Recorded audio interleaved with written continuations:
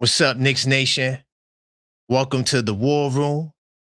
And boy, do we have a very, very special show for you guys tonight. Of course, one of the main topics we're going to talk about is who should the Knicks avoid in the first round? Are there realistically threats that can take the Knicks out? And maybe should the Knicks consider dropping or moving up a seed?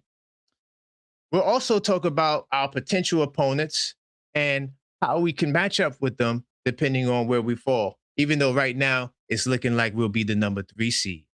Then we'll also scan through some of the draft prospects coming up, and we'll see what actual prospects actually may be on the Knicks radar, depending on where they would be next season, what players they would need, different position, and etc. Also, Mike Brown. Will he supersede Pat Riley? First year record. He's already tied it. All he needs is one. But we will also answer whether or not his trajectory take us to a championship. And last but not least, Giannis. Yes, he's making a subtle appearance here. Who would you trade for Giannis? We're going to talk about that and more on this episode of the Knicks War Room.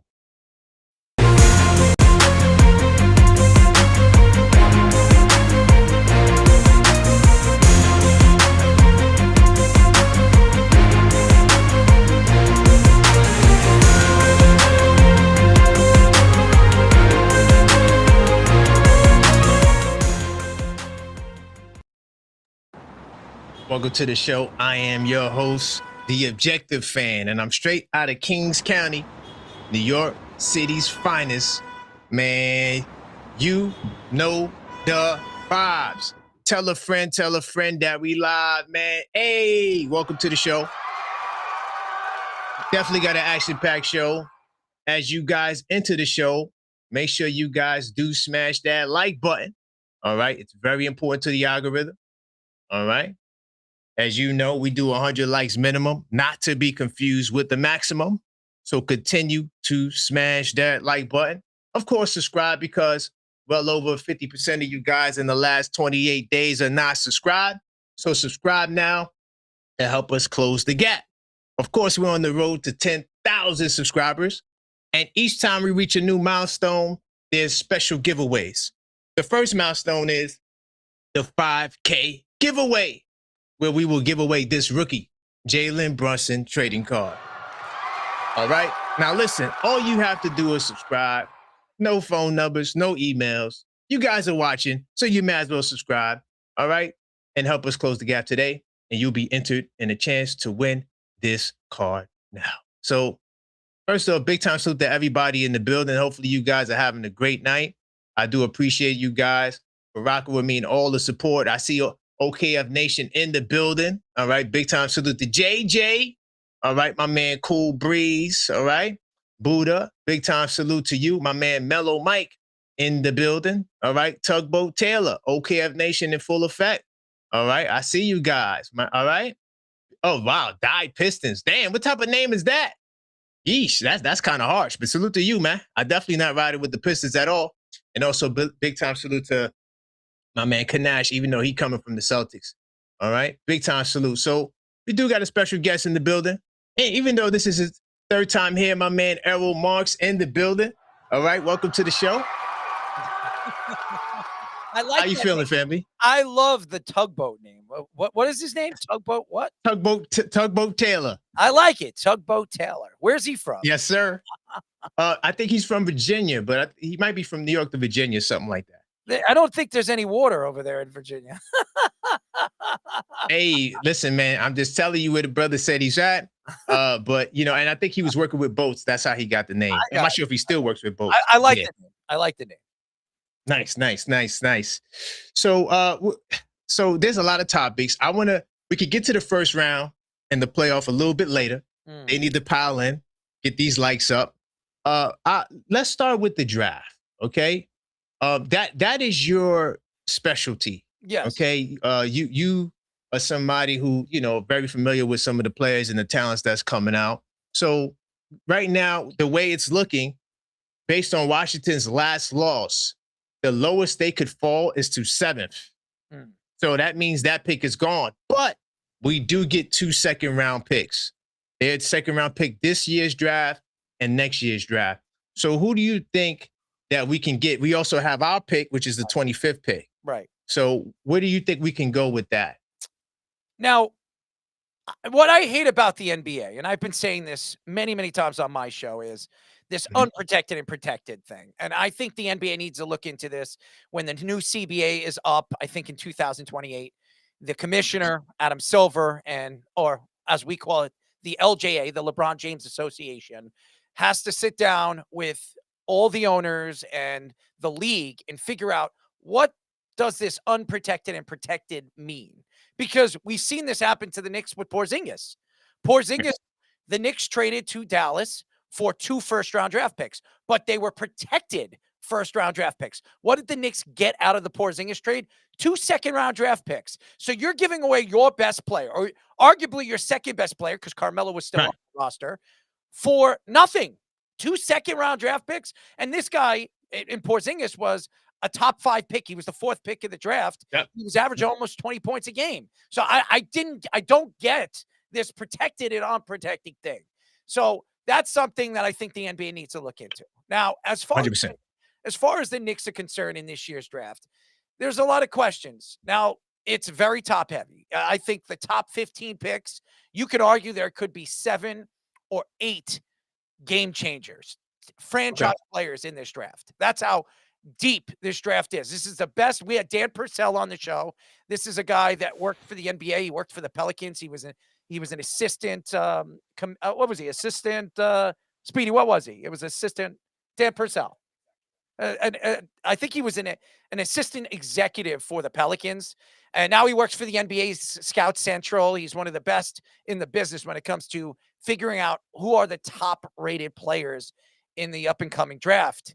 And we've had him on the show a couple of times over the last couple of years, and he said that 2026 draft is loaded, absolutely loaded when it comes to talent. We're not even talking about foreign players, international players. We're talking about NCAA players that are going to be coming. Right. We talk about guys like DeBenza and Cameron Boozer or Darren Peterson. These are the 3 best players in this year's class.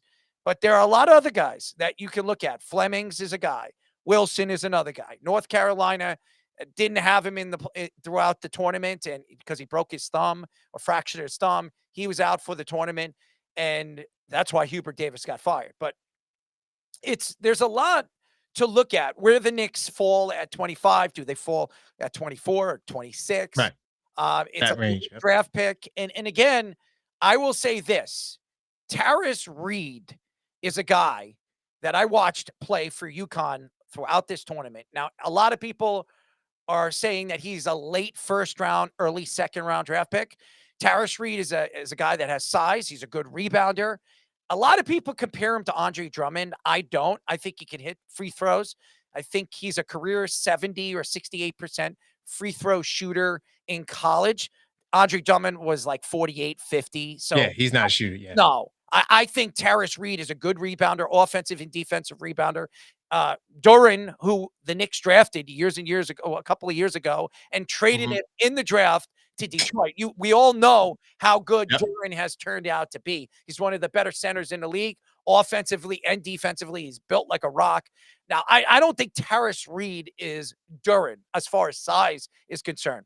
But what we saw in the tournament for UConn is this guy delivered. He delivered in the big games. He was the best player on the court for UConn. And really one of the main reasons why UConn moved into the Final Four was because of what Tarris Reed did in as far as the play is concerned against Duke.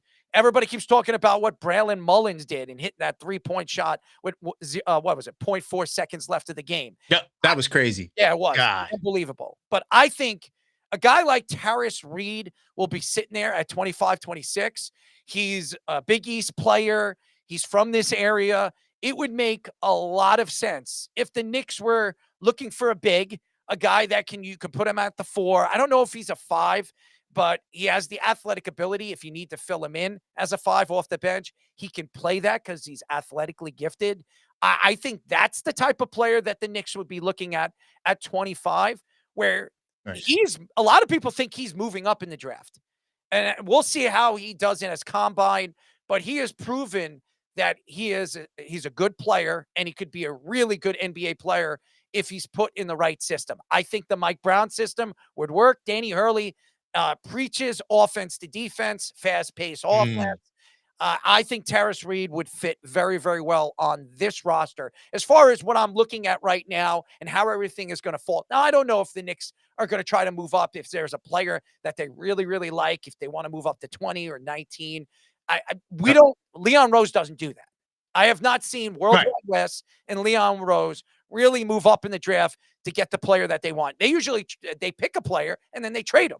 That's what they do, or they move out of that pick and trade down. That's something that they like to do here. Bingo.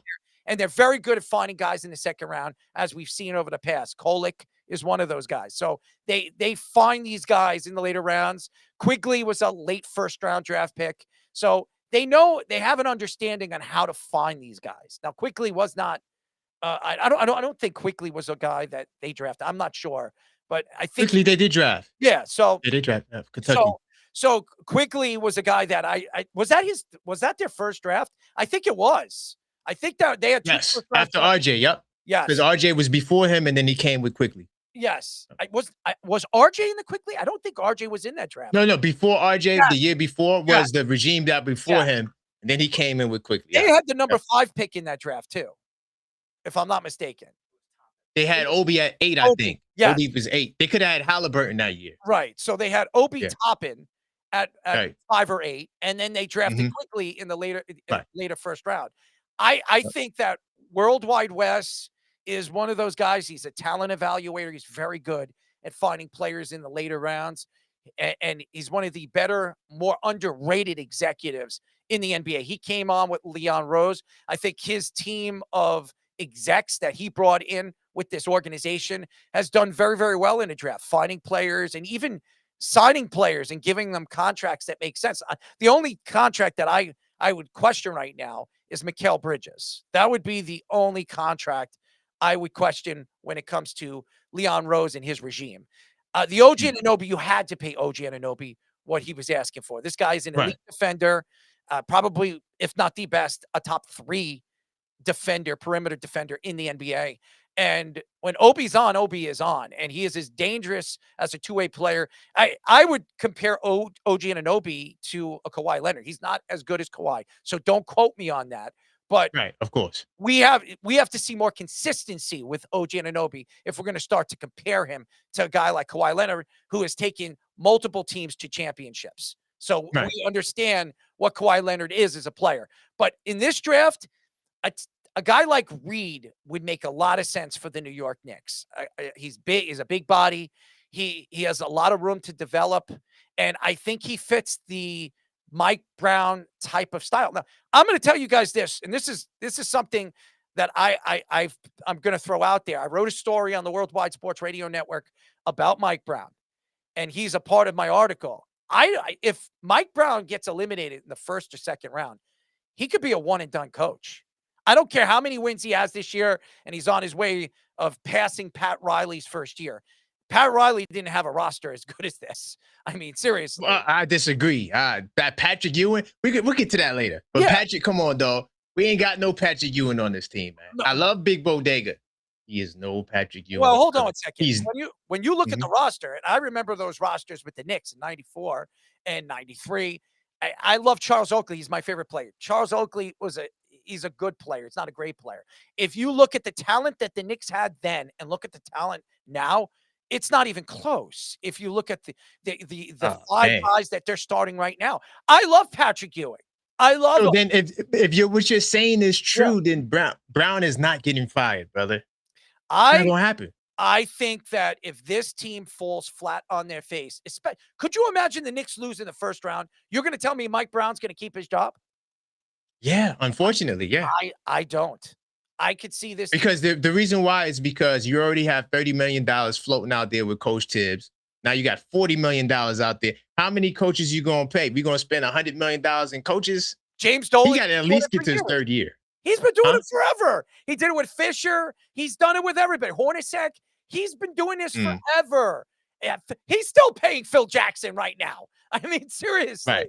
Do you think I got James you. Dolan cares about what he's paying Mike Brown? I don't think he does. And if Danny Hurley is a name that can become available sometime this offseason, remember, he's been to 3 national championships in 4 years. He didn't take the Lakers job because I don't believe his family and his wife wanted to travel all the way west to the Lakers. But if the Knicks somehow fall short in the first round against Atlanta, if they fall to the Knicks fall to 4 and have to be matched up against Atlanta, who's a dangerous team, we'll get into that, or the 76ers, or any of the teams that are behind them. Even Cleveland, if they're matched up against Cleveland in the first round and lose against Cleveland, yeah, I would, if Danny Hurley puts his name out there that he's interested in taking this Knick job, I would absolutely call him up and speak to him and his agent. Absolutely. And we've seen this before. This is not something crazy to think that Danny Hurley might be interested in the New York Knicks job. Because I know this, John Calipari has been interested in a Knicks job forever. He's been a Knicks follower. He's from the New York area. He's always pushed players to come and play here in New York. It's not my thought that Danny Hurley would leave right now and jump to the NBA, but who knows? Danny Hurley has proven enough as a college basketball coach to come to New York, and the Knicks offer him 20 to 21 million, something that the Lakers didn't want to offer him. And his wife really didn't want to go and live in LA. I think it would make a lot of sense if Mike Brown fails to take this team further than Tom Thibodeau took them in the Eastern Conference Finals last year. Okay. So we'll jump into the Mike Brown part since we this is a nice segue to Mike Brown. As far as the prospects, I'm hoping that we could get Gumba or Evans. I need somebody from Duke, man. Please. I'm hoping. Do you think they'll be available there? You think they'll be available? I don't know if Gumba will be there. Evans could be. Oh. I think Evans could be. There are a lot of teams looking for bigs.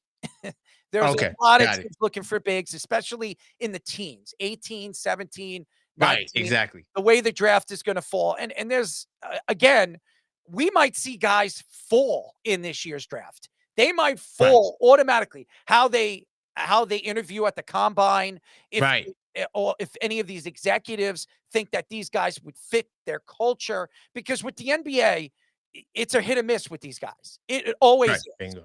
This year's draft, there might be 7 or 8 guys could be stars in this league. I mean, Fleming's put in the right position from Houston.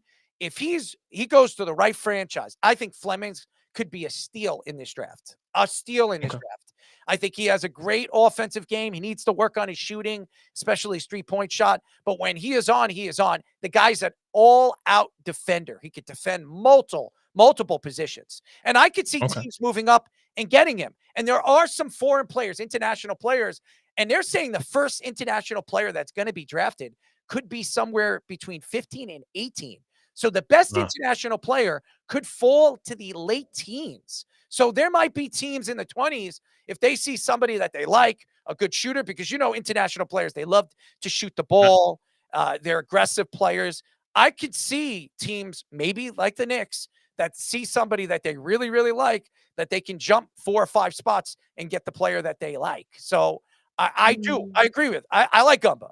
I think I like Duke. I like all the Duke players. I'm a Duke fan. I want to see these guys fall to the Knicks. I just don't see it. I just don't see it. Oh, right. Yeah, I know. I got to see it to believe it. I would love for it to happen. And then for us to draft them, because you just never know. It might be that a European guy. We never heard of this kid. We like, damn, Gumba was there. Why do? Yeah, okay. Another Kristaps Porzingis perspective. So I want to talk about Mike Brown. Will he supersede Pat Riley's first year, and will his trajectory take us to a championship? Well, of course, I think that the record is already pretty much broken. I mean, he has 3 games to do it, and we're fighting to try to remain a 3rd seed team, let alone the 2nd seed, which I think is kind of out of reach. So I think for sure, 100%, we will break the record. Well, or he will break the record for sure. And because of that, there's no way they're going to fire Mike Brown. Even if he loses, remember, the play is Giannis, and we're going to get to him in a second. So that will be the ultimate play. Now, as far as coaching is concerned, it's important.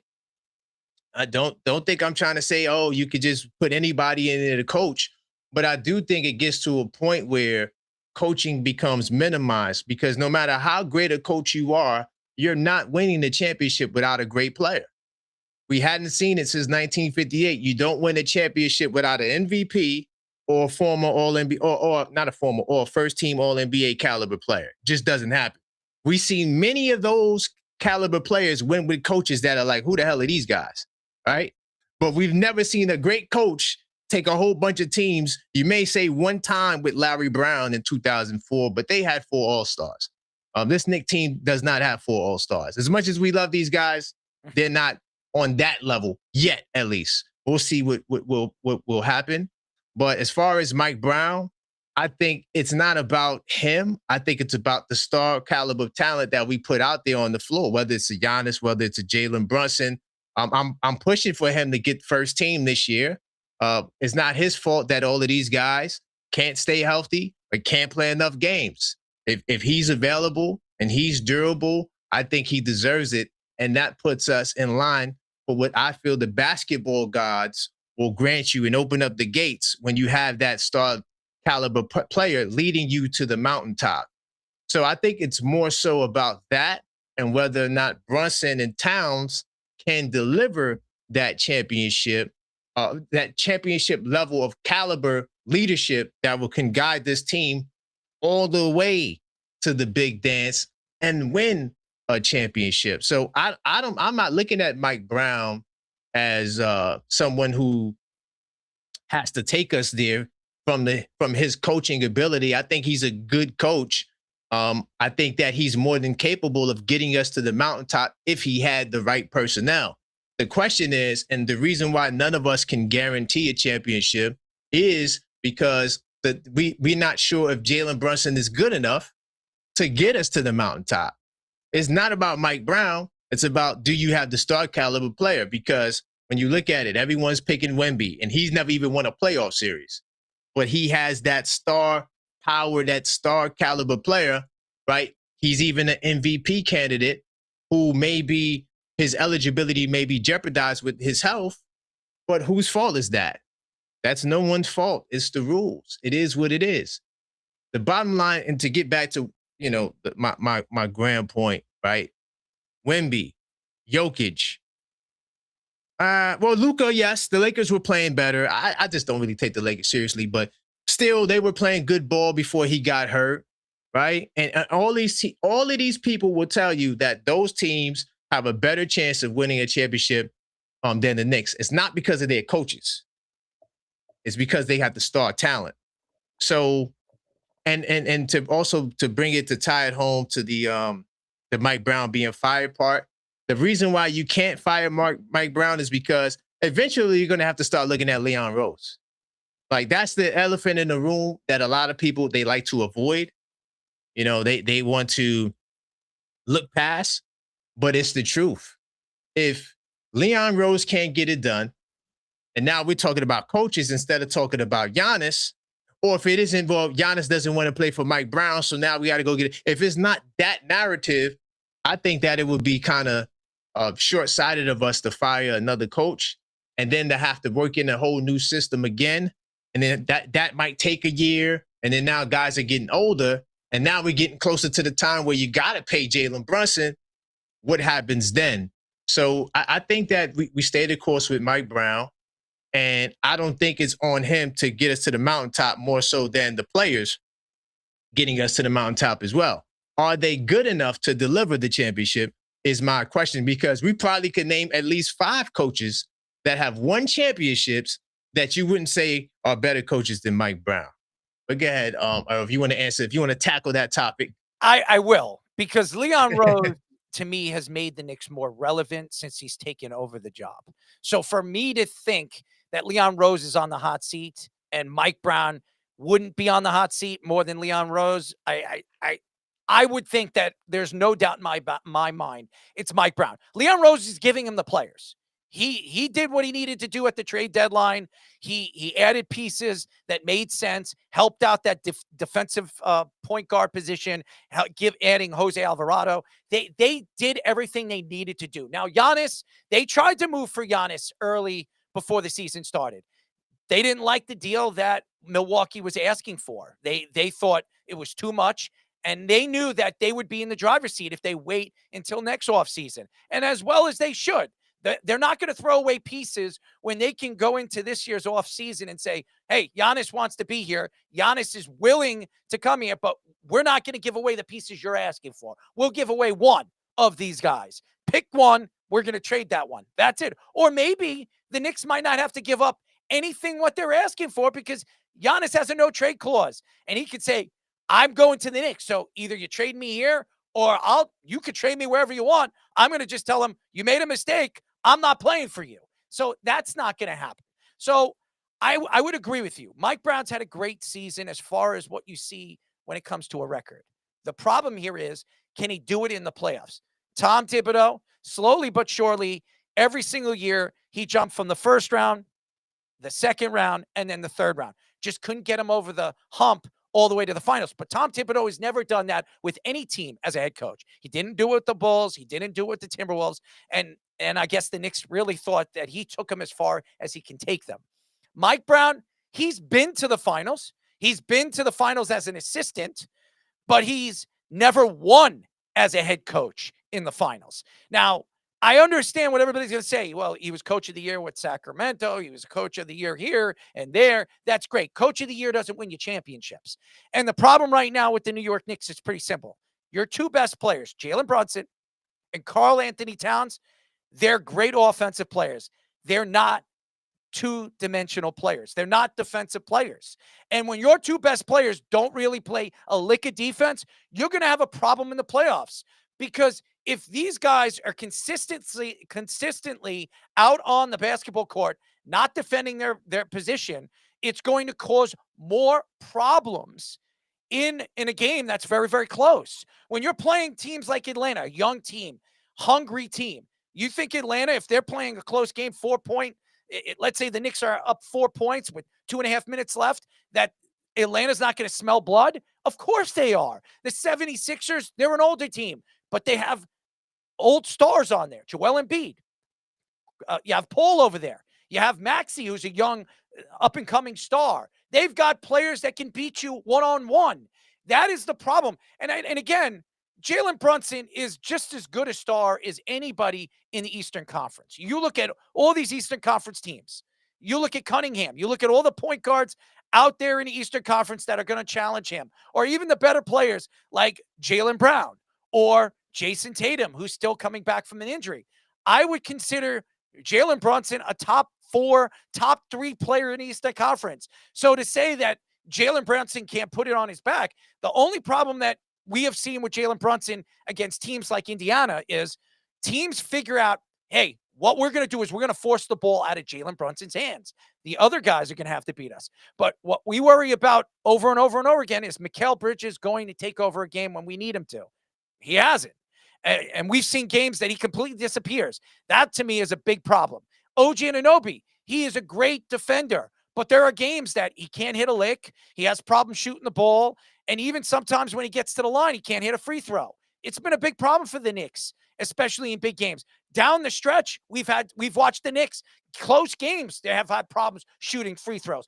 And then you have guys like Mitchell Robinson who can't hit a lick. It's Hack-a-Mitch. So if he's out there, he puts himself in a bad position and puts the Knicks in a bad position when he's out there in the fourth quarter. So there's a lot. And yeah, as much as I like Mike Brown, and I think he's a good coach, I worry because even though he's been here before and as assistant and as a head coach, the fact here is he's a new coach with the New York Knicks. He's still understanding what this roster is because he's still rotating players in his front 5 and even his bench players. He's playing 10, 11 guys, and sometimes in games he's only playing 9. And that's what worries me about the Knicks. Are these guys going to deliver? Is he going to push the buttons in the playoffs to get Karl-Anthony Towns to make those shots? Stop shooting those 60, 50-foot jumpers, which make absolutely no sense when he does. And it's all about coaching, guys. I'm not saying that the coach in basketball, out of all the sports, you don't need a top-end coach to win games. You really don't. You need two superstars, and you need that third optional guy that's going to get you 17, 18 points. If you have that, look at the teams that have won over the years. Look at the Heat. Dwayne Wade, LeBron James. Who was their third guy? Chris Bosh. That's a great consolation prize. Then when LeBron went over there to Cleveland, who did you have? Him and Kyrie Irving. Who did you have as your third guy, your consolation prize? Kevin Love. We have seen this. Now it's different now. It's a different game. But even Golden State, look at what they did. They brought Kevin Durant in. So it was either Steph Curry, Kevin Durant, and their consolation prize was Klay Thompson. So, I mean, with all these, the rational thought here is the Knicks have the pieces to win, but do they have the guys at the end of the game when, and everybody says Mr. Clutch, and I love Jalen Brunson. He is Mr. Clutch, but sometimes Mr. Clutch can get dry in a game. And we've seen that because remember, in the NBA, in the playoffs, it becomes a half-court game. You know this, Karan. It becomes a half-court game. It's not a full court press. It's not a speed game. They try to slow the pace down and make these guys beat you.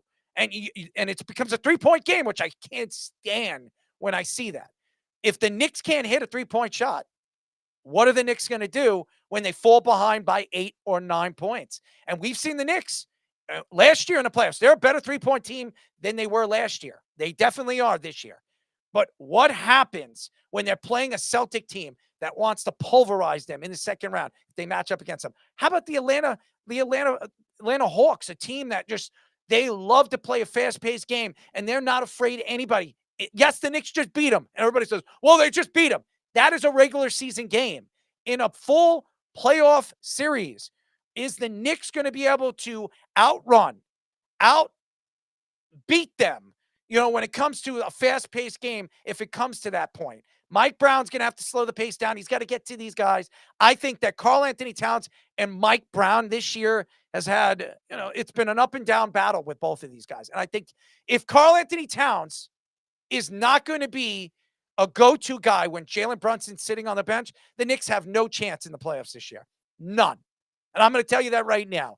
Karl-Anthony Towns has got to be the one at some points of this, in any of these series. He's got to be the go-to guy if Jalen Brunson is having a bad day. And he can't shoot up these threes or miss a layup, and then he's crying to the referee when he doesn't get a call, which we see a lot, by the way. He goes, his hands up, and he's crying. And he doesn't even go down on defense when he's doing it. So, well, one thing I'm gonna say, and then we might, open the phone lines up. And hold on, before we continue cooking, we gotta continue to get these likes up. Sure, 100%. Let's continue to get the likes up, y'all. So smash that like button. I do appreciate everyone in the building. If you are enjoying the show, smash that like button. All right. And yes, we still cooking with hot grease. So I'm gonna give a quick rebuttal really quickly to what he said, and then we'll open up the phone lines. A couple of things you said that I wanted to respond to. You spoke about the defense of Brunson and Towns. Yes. I mean, Jokic is the worst defending center I ever seen in my life. I agree. He plays no defense whatsoever, and nobody talks about it. But he's the greatest ever. And I just think that sometimes, and I'm not talking about you. I'm just talking about the narratives that are put on people. I think is just to put certain players above other players and to build up other players. The bottom line is this. I do agree with a lot of what you said about, the 1-2 punch having to be there. I also will say, I don't think that Towns is a bad defender. I would say Towns is, if he's not an average defender, I would say he's an above average defender. The Knicks had the top 5 defense. That's with Towns starting at the center. Mitchell Robinson's playing 16, 17, 18 minutes a game. Towns has been the anchor. The Knicks have had one of the best paint defenses all year. And that's with Karl-Anthony Towns starting at the 5, not Mitchell Robinson. When Mitchell Robinson started at the 5, he only started 12 games, and they were 5-7 in those games. So I don't think Towns is as bad as y'all make him out to be. What his problem is, he's a foul bandit. That's what his problem, his major problem. As far as the championship and Mike Brown, I think it's going to be more on the players than the coach. And I think this is why if you don't win the championship, you're going to have to change the players because maybe they're just not good enough. Next year, we know Detroit's going to be probably better because Cade and those guys are still developing. Jalen Duran's only 22 years old, right? You got Boston, they're going to come back, right? You got Indiana, who may get a top 4 pick. So now you may see a lineup of Zubac, Boozer, Siakam, and Halliburton, right? So you're going to have to improve your team. Enough is enough. If Jalen Brunson doesn't get first team, if we don't get to the finals, you're going to have to pull that trigger. And some of your favorite New York Knicks are going to have to get the hell up out of here because they never done nothing anyway. So let's go get somebody who we know got it done. And let's put him with the best center he's ever played with. And let's put him with the best point guard he's ever played with. And let's see exactly how that will pan out. As far as the people around them, you got all these young guys. You still more than likely will keep your first round pick in this year's draft, right? Maybe those Wizards picks will have to get the hell up out of here. But at the same time, I think it's more about the players than the coach. And as far as when we talk about offense, and the Knicks have one of the best offenses in basketball. The Knicks have one of the best offensive starting fives in basketball. You know, one of the highest scoring starting fives we've seen in a long time are this Knicks starting five to all the people who want to change the starting lineup. When it comes to from a bucket getting perspective, this team to me is the best half court team. Probably them, the Celtics, and the Nuggets are the 3 best half court offenses going into the playoffs right now. Where I'm talking about this half court slow. The Knicks play slow mostly. Sometimes I'm watching the screen, I'm like, damn, why are we not running?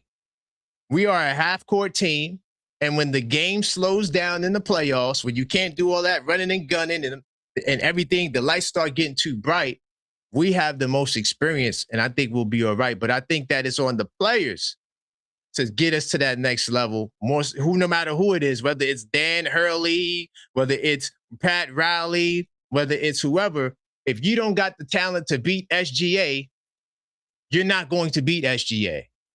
And that is really my number one matchup I'm concerned about. All these other teams, they've been exposed. We talk about the regular season. There's no correlation between regular season success and postseason success.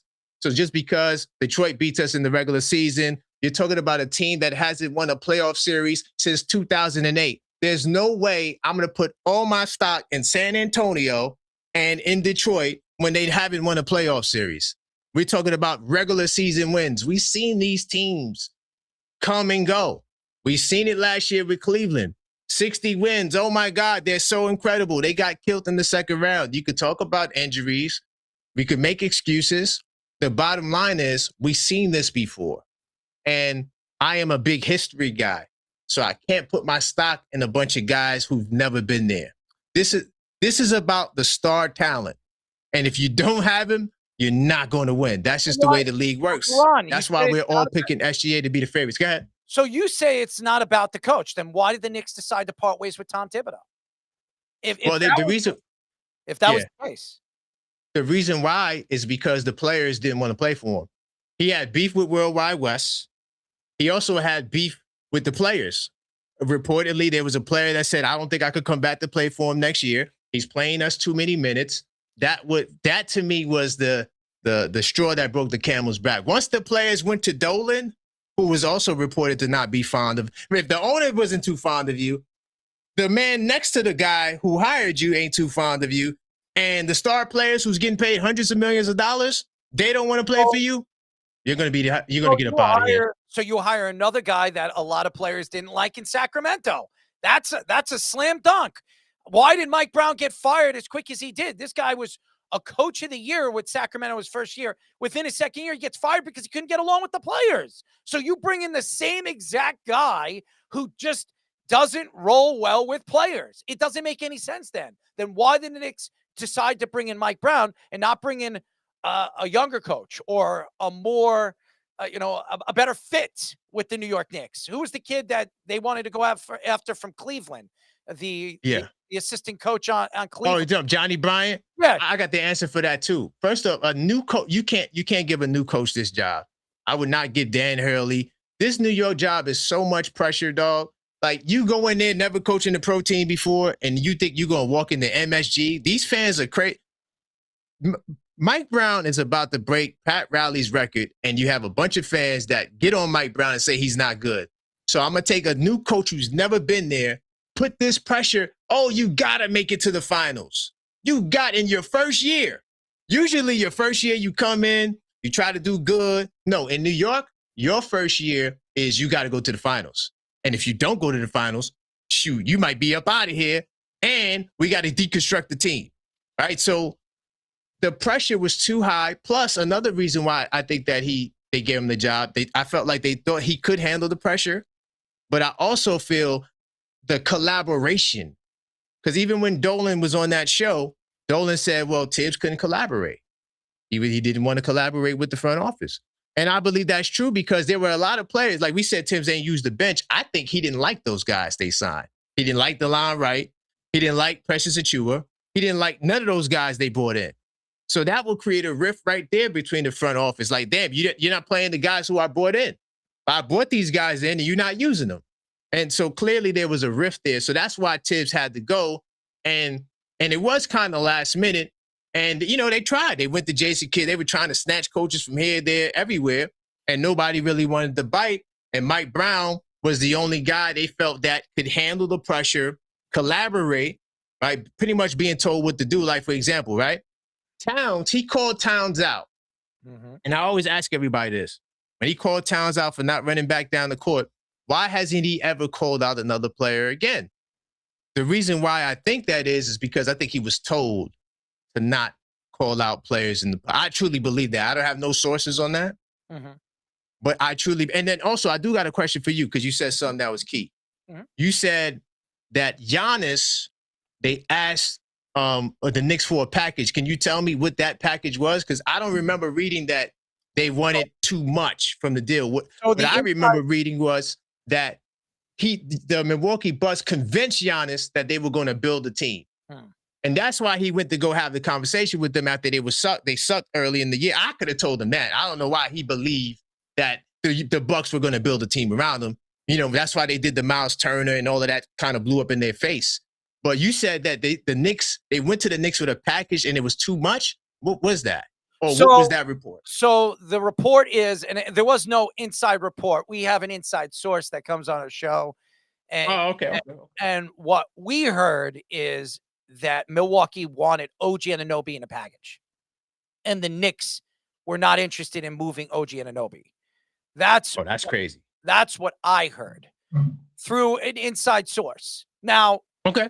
Maybe now going into this offseason, if the Knicks lose and they don't go far in the playoffs, they get knocked out. Or if they go to the Eastern Conference Finals and gets knocked out again, or even if they go to the finals, I think there's no doubt in my mind, if the Knicks do not win a championship this year, they're going heavily after Giannis at the end of the season. Heavily. And I think the Lakers are too. I think that the Lakers are going to make a decision. LeBron's going to leave. He's going to go to Cleveland. That's another inside sources. There's 3 teams. The Knicks were actually one of the teams that he put on his list, but the Knicks are not bringing him in. There's no way the Knicks are going to bring him in on this roster. And why all of a sudden he wants to come to New York at the tail end of his career? I don't want LeBron James here to ruin my roster. So Giannis is definitely going to be on the in the thoughts of the Lakers. The Lakers are going to make their move. They're going to make a run at him, and they're going to try to pitch him and Luka together and win a championship in the Western Conference, knocking off OKC or one of those teams. I don't think Giannis wants to go to the Lakers. I think he wants to stay here on the East Coast. He just bought a nice penthouse in Brooklyn. That's what I heard. So, and it's not going to be about that. He has no interest in going to Brooklyn. So, his family, he slowly but surely believes that his brothers, and I'm sure the Knicks will do something to make him feel more settled. The Knicks will bring one of his brothers in. They coming. Both of them. They'll do something to make Giannis very, very happy. So he feels secure and happy to be here. But what I believe is OG was not on the list of guys that the Knicks wanted to move. And now that if Wow. the Knicks fall short this year and OG does not produce or Mikal Bridges doesn't produce, I don't think it's going to stop the New York Knicks on moving one or two of these guys to get Giannis here because they're not winning with this roster. It's just not Right. working. That's bingo. Bing. So we on the same page. So Yeah. salute to you for that. Be on the same page with that. But I will say this, and then we go open up the lines. Yep. If they do not, if that's the reason why they didn't trade for it, that report you're saying from your insider is true. It's a true inside source. For all the fans out here, it's not fake. It's a true inside source. I have a connection with somebody that works with the New York Knicks. Bingo. See, so if I'm telling you, Errol, Leon dropped the goddamn ball. He dropped the goddamn ball because you know why? They should have did the trade then because now you get this year to just test it out. And then next year, now this would have been the year maybe you add, I know you said you didn't want LeBron, but LeBron, now you can build and go into the second apron peacefully. Now we can't go into the second apron because the minute you do the Giannis trade, you're going to be hard capped. So now Mitchell Robinson, he's out of here. Landry Shamet might be out of here depending on what money he wants, right? You may could keep Mo Diawara. Now it's going to be a lot harder to build a team. And now you're going to have to trade OG anyway. So you might as well have traded him last year. You know, hopefully OG doesn't get hurt. What if we go into the playoffs and OG, God forbid, breaks his ankle or something? What do you think is going to happen to his trade value? It's going to tank. That's a huge mistake. Oh, hold on one second. That's true. When the Knicks made a trade for OG Anunoby, when they traded RJ Barrett and Quigley, OG Anunoby was hurt. So they made the move no matter what. OG did not start. When they traded for OG, he was out for 2 or 3 weeks before he played his first game with the Knicks. So I think that when you look at his ability and what he does so well, those guys don't grow on trees. This guy is an all-out defender. He can defend multiple positions. Those guys, there's 5 guys in the NBA that does what OG does so very well and probably doesn't do it as well as OG Anunoby. So my thought here is, yes, if he goes down, his body is like glass. OG gets hurt a lot. He's an injury-prone player. But if he goes down, can it hurt a possibility to move him for Giannis? Not really, because he's got a no-trade clause, and he's in the driver's seat. Giannis is in the driver's seat. If he wants to be a Knick, he's a Knick, no matter what. Right. That's a fact. He don't got a clause, but he has the leverage. Yes. It's like a goddamn no-trade clause. Yes. And I think it's a belief, and he's coming out. All the stories are coming out now is that there was a true story that the Knicks reached out, and Giannis brought it up in a conversation when he was interviewed. He didn't, feed. He didn't say it directly, right? Yes, but he said, yeah, the Knicks reached out and they were interested, and I believe there's an interest for both guys, but for both the organization and Giannis, there's an interest. So there's definitely an interest, and I think that Giannis knows that if he can bring a championship home to New York, not only does it help his brand, it makes him a god.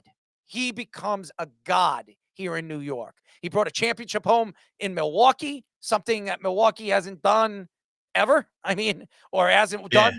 Back to Kareem. Yeah, Kareem was there back in the day. It wasn't Kareem. By the way, his name was Luau Cinder. Oh, right. Yeah. My fault. Luau. Luau. So, legendary. Yes, he wasn't that for Kareem Abdul-Jabbar, but it wasn't since then that they won a championship. So I do believe that if you think about the big picture here, I think both the organization and the New York Knicks have an interest. Both of them have an interest. And Giannis wants to go somewhere where he can build his brand. When he's done with his career, he can build his brand and he can be a face of an organization. I didn't mean to do that, by the way. My mouse gets stuck and I gotta hit a button to get it out. But big time salute to everybody in the building. Continue to smash that like button. We're gonna open up these phone lines. 646-995-8389. Just to get a couple of calls in. We definitely will be on a hard clock tonight. And then we're going to get to the playoff topic, the topic that we've been waiting for. Who should we avoid in the playoffs? Should we be spooky in the woods? Okay, let me make sure we good on the back end here. I think we are. Just make sure my settings are correct.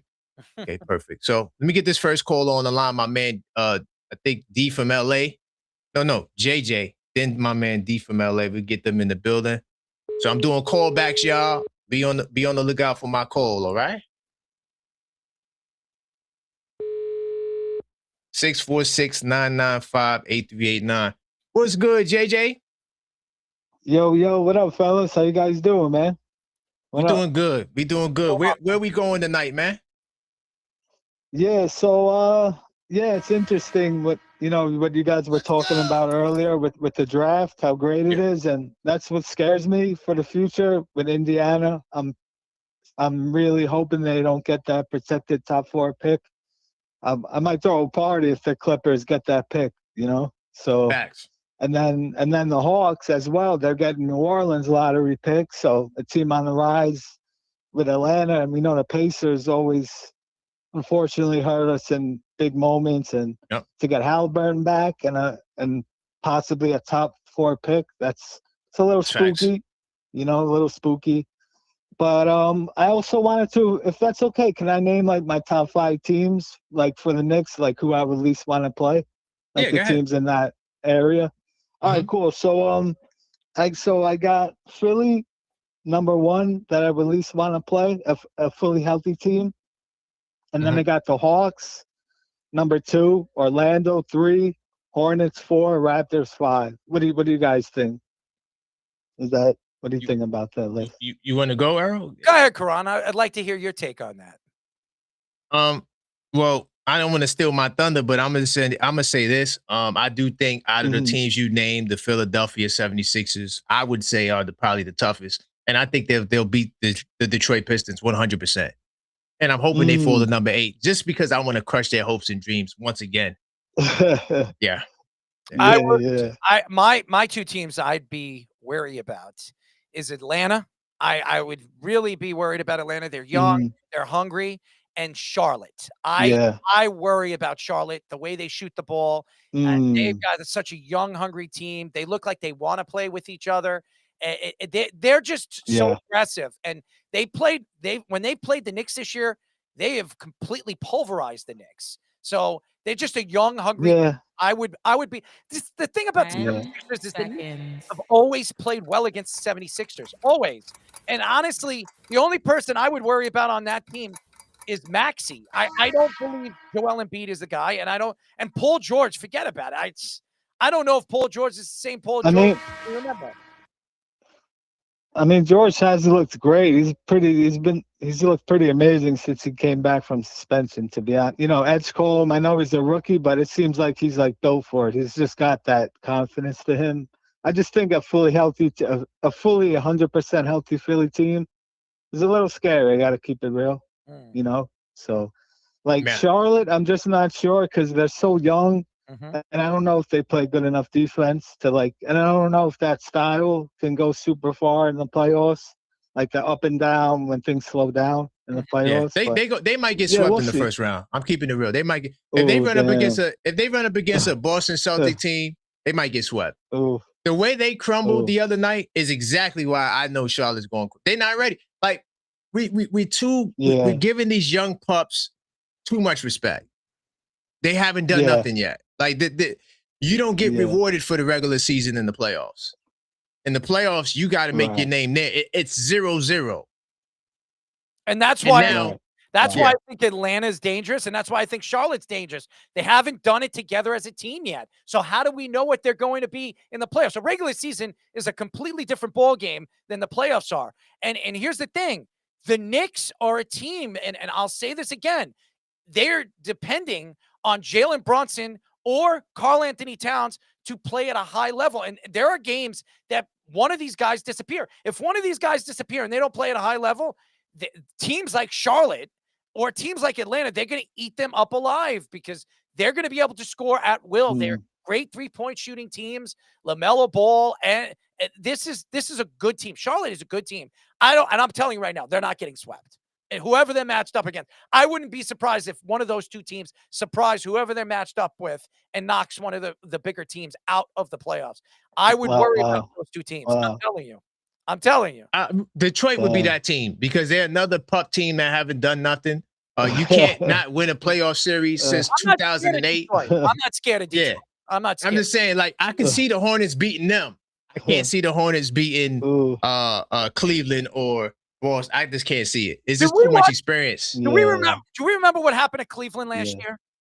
Do you remember what? Yeah, but that was Indiana though. Yeah, different monster. Indiana team going into the playoffs. Even though they were hot in the second half, nobody knew what Indiana team was going to show up in the playoffs. Halliburton got hot. That's what happened. Yeah. Halliburton just was untouchable. And then, but remember, this is a team that went to the Eastern Conference Final. See, I'm somebody, I respect history. You got to go through your bumps first before I could take you seriously.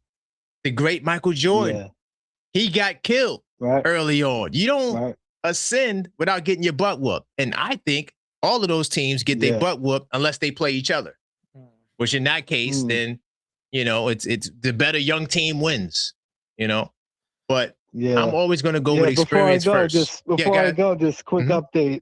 Quick update on the Cavs versus Hawks. Cavs are up 2 about midway through the first half. 6 minutes in the second quarter. Cavs is winning that game. Don't get your hopes up. Yeah, Cavs are winning that game. Don't listen. Trust me, the Cavs are going to win.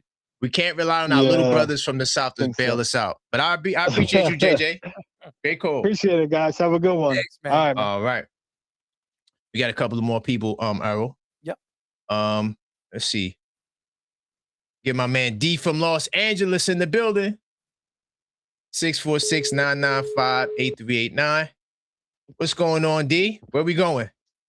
You know I'm triggered, right? I know you're triggered. Let's go. Right. Errol, I'm gonna get to you in a second, but I actually have a special guest. Give me a second. He's about to get on the phone. Say hello.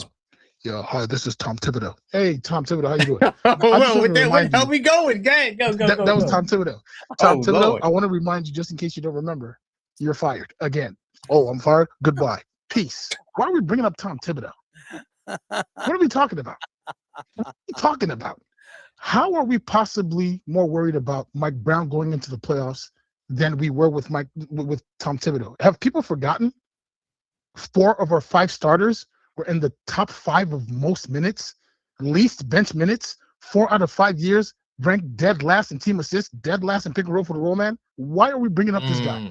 Everyone keeps getting stuck on this thing that he took us to the Eastern Conference Finals and he got us, from the first round, and then the next year progress in the second round, and then the next year progress in the third round. You know what was also changing each year?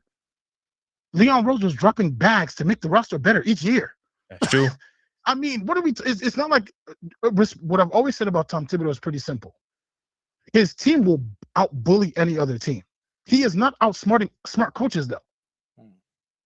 I don't think we're frustrated enough in actually considering what happened last season. We lost to the Pacers. Yes, we did. We had no business losing to the Pacers with the roster that we had last year. So, if we're worried about Mike Brown, there are players on the Knicks team right now that you know their name just because Mike Brown is here. You're not hearing about McCullough with Tibbs on this. Right. On this. What are we talking about? No, you're not hearing about any of these people. No disrespect to what Tibbs did well, but can we at least give Mike Brown a chance to show that he can also do good with this roster? It'll be one thing if we were talking about comparing him to maybe Steve Kerr, Greg Popovich, or, championship coaches. Not Tom Thibodeau at all. And again, no shot to Tom Thibodeau. I'm only talking about those who keep mentioning him as if Mike Brown is this failure. I mean, for something, we won a trophy this year. I think folks have forgotten that. Maybe nobody considers that, but it's a team achievement.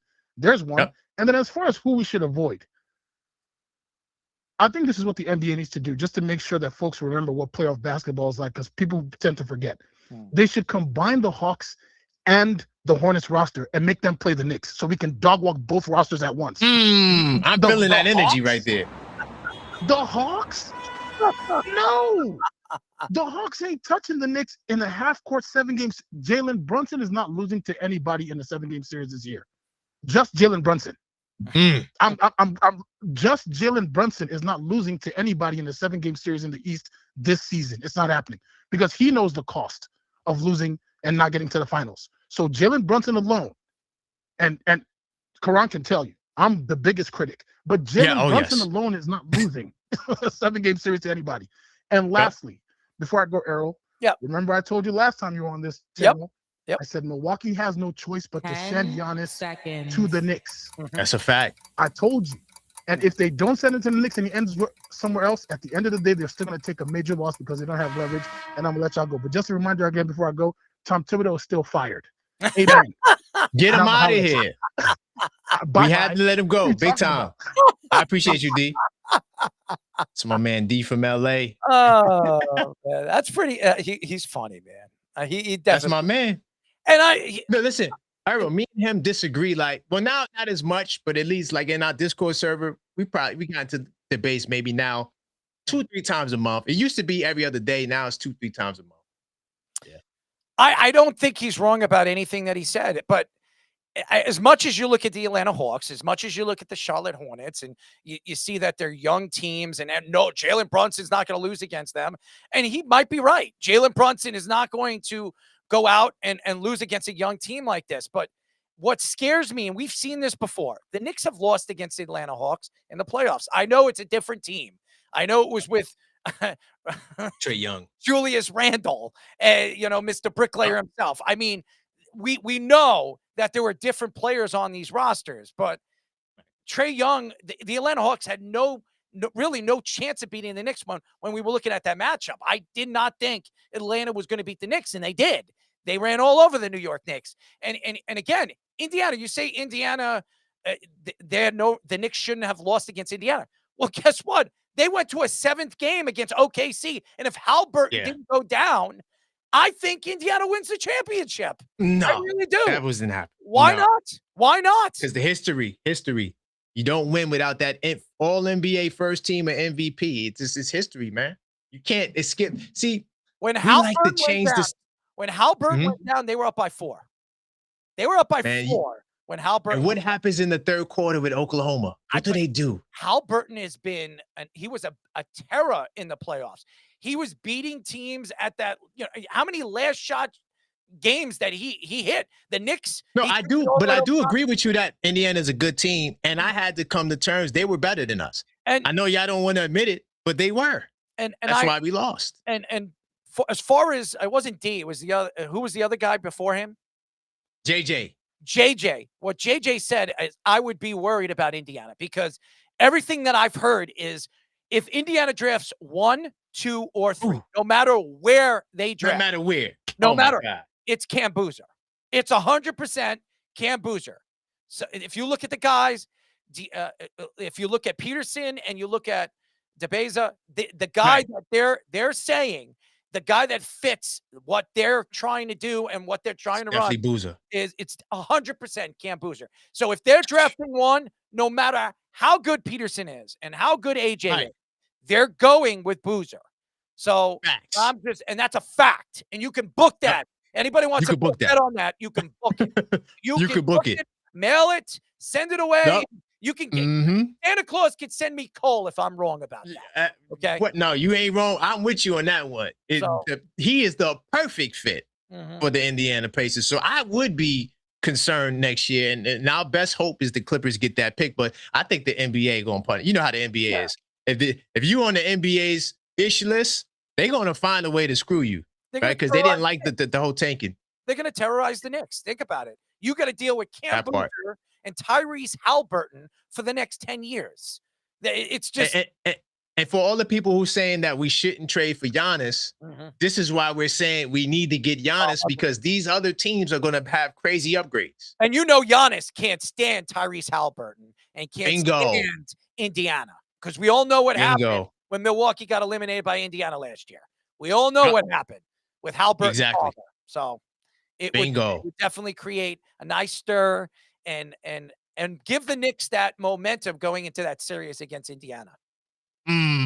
I can't wait. There's a couple of more people I definitely got to get on. I ain't gonna lie, Earl, the phone lines are hot. A lot of people want to talk to you.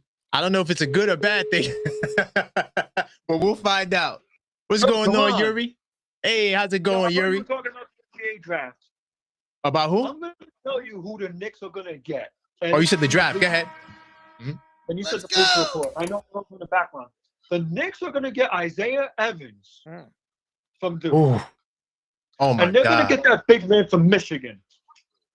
Really? In the second round, you think?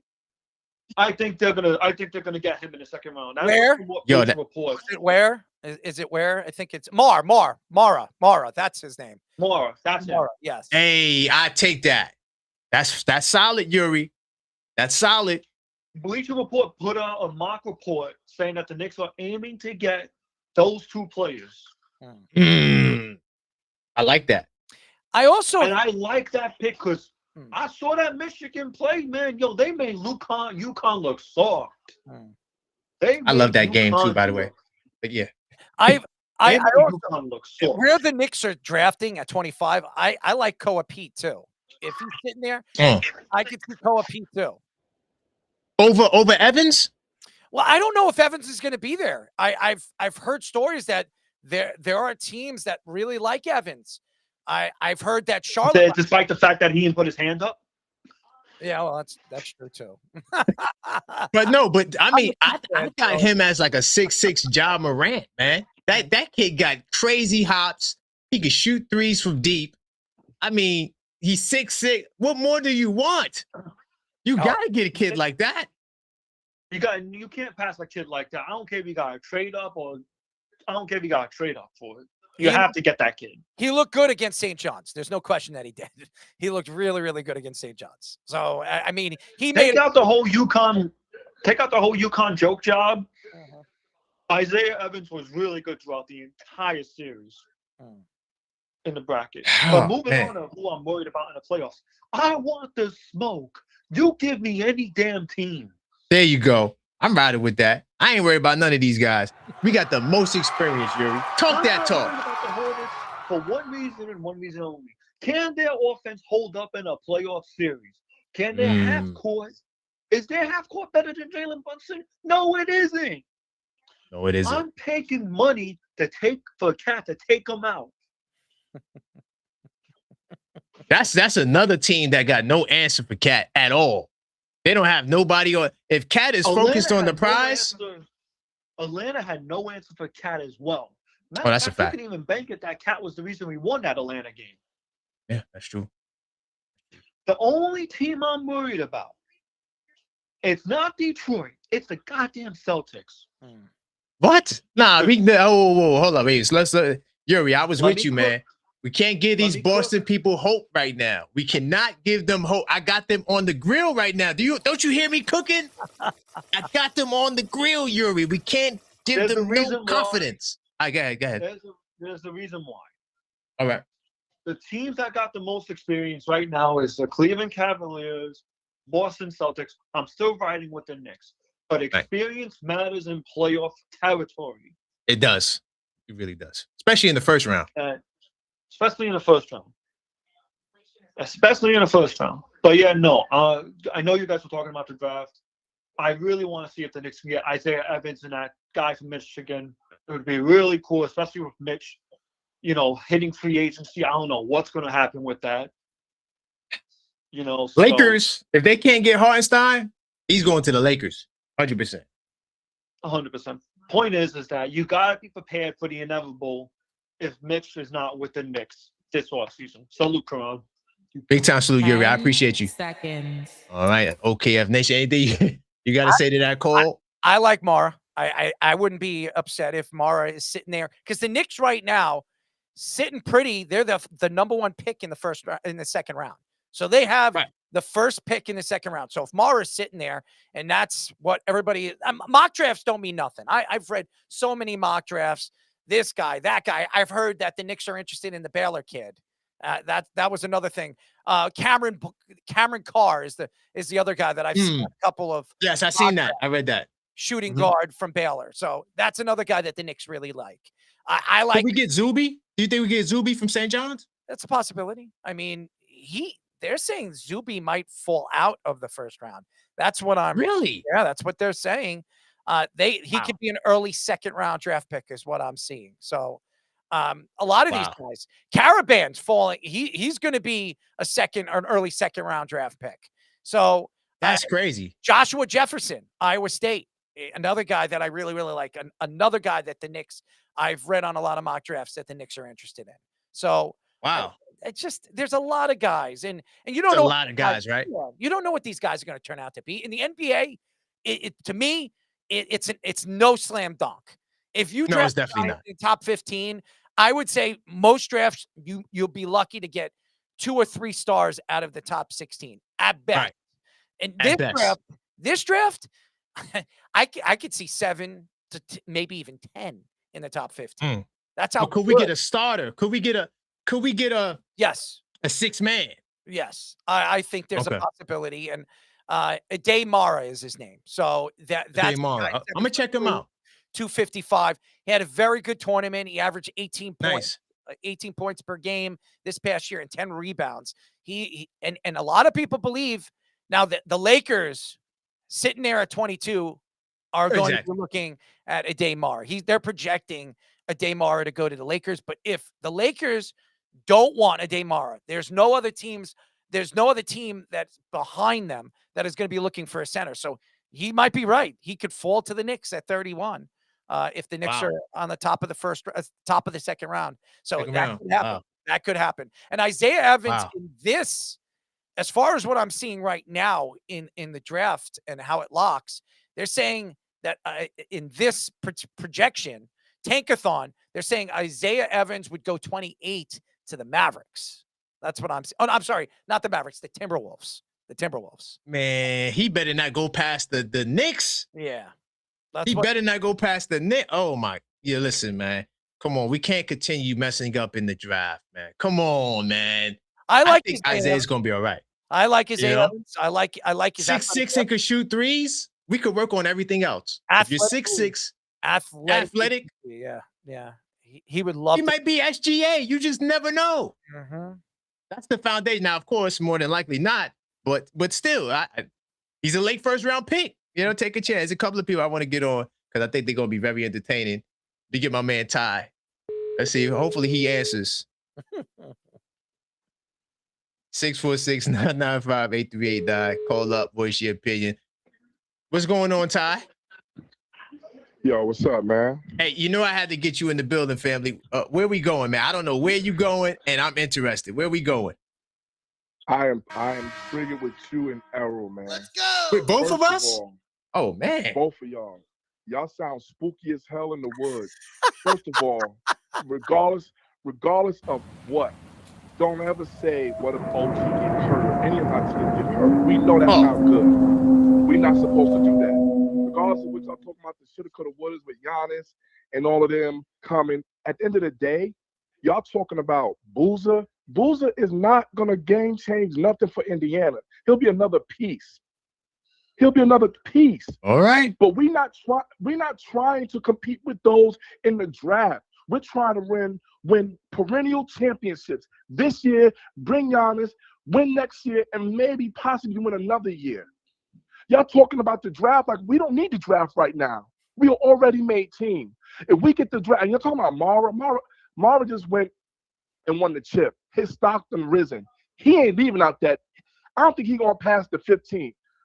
Pick 15. I don't even think he's going to pass pick 15. He balled up and showed out. Y'all sitting here, I'm really furious, man, because I don't believe the way y'all talking. Y'all sound scared. Y'all talking about Atlanta, Charlotte, Karan. We was talking earlier. Whoa, wait, Ty. Whoa, hold on. Let's slow it down. I got you. Relax. First off, your first point about OG, I never thought that OG was getting hurt. I made a point that your man Leon Rose made a mistake by not trading OG last summer because he could get hurt. Not that he is going to get hurt, and I'm concerned. Just for the record. But listen. Errol just said that this past trade deadline, off season, OG was on the table. Yes. Was off season last off season. Off season, yeah. Okay, off season. Now, off season, this season, y'all really downplaying the value of OG Anunoby. And I think y'all, I don't think y'all watching the same basketball. He's one player who is developing, not regressing, a la Mikal Bridges. Okay? He's actually progressing.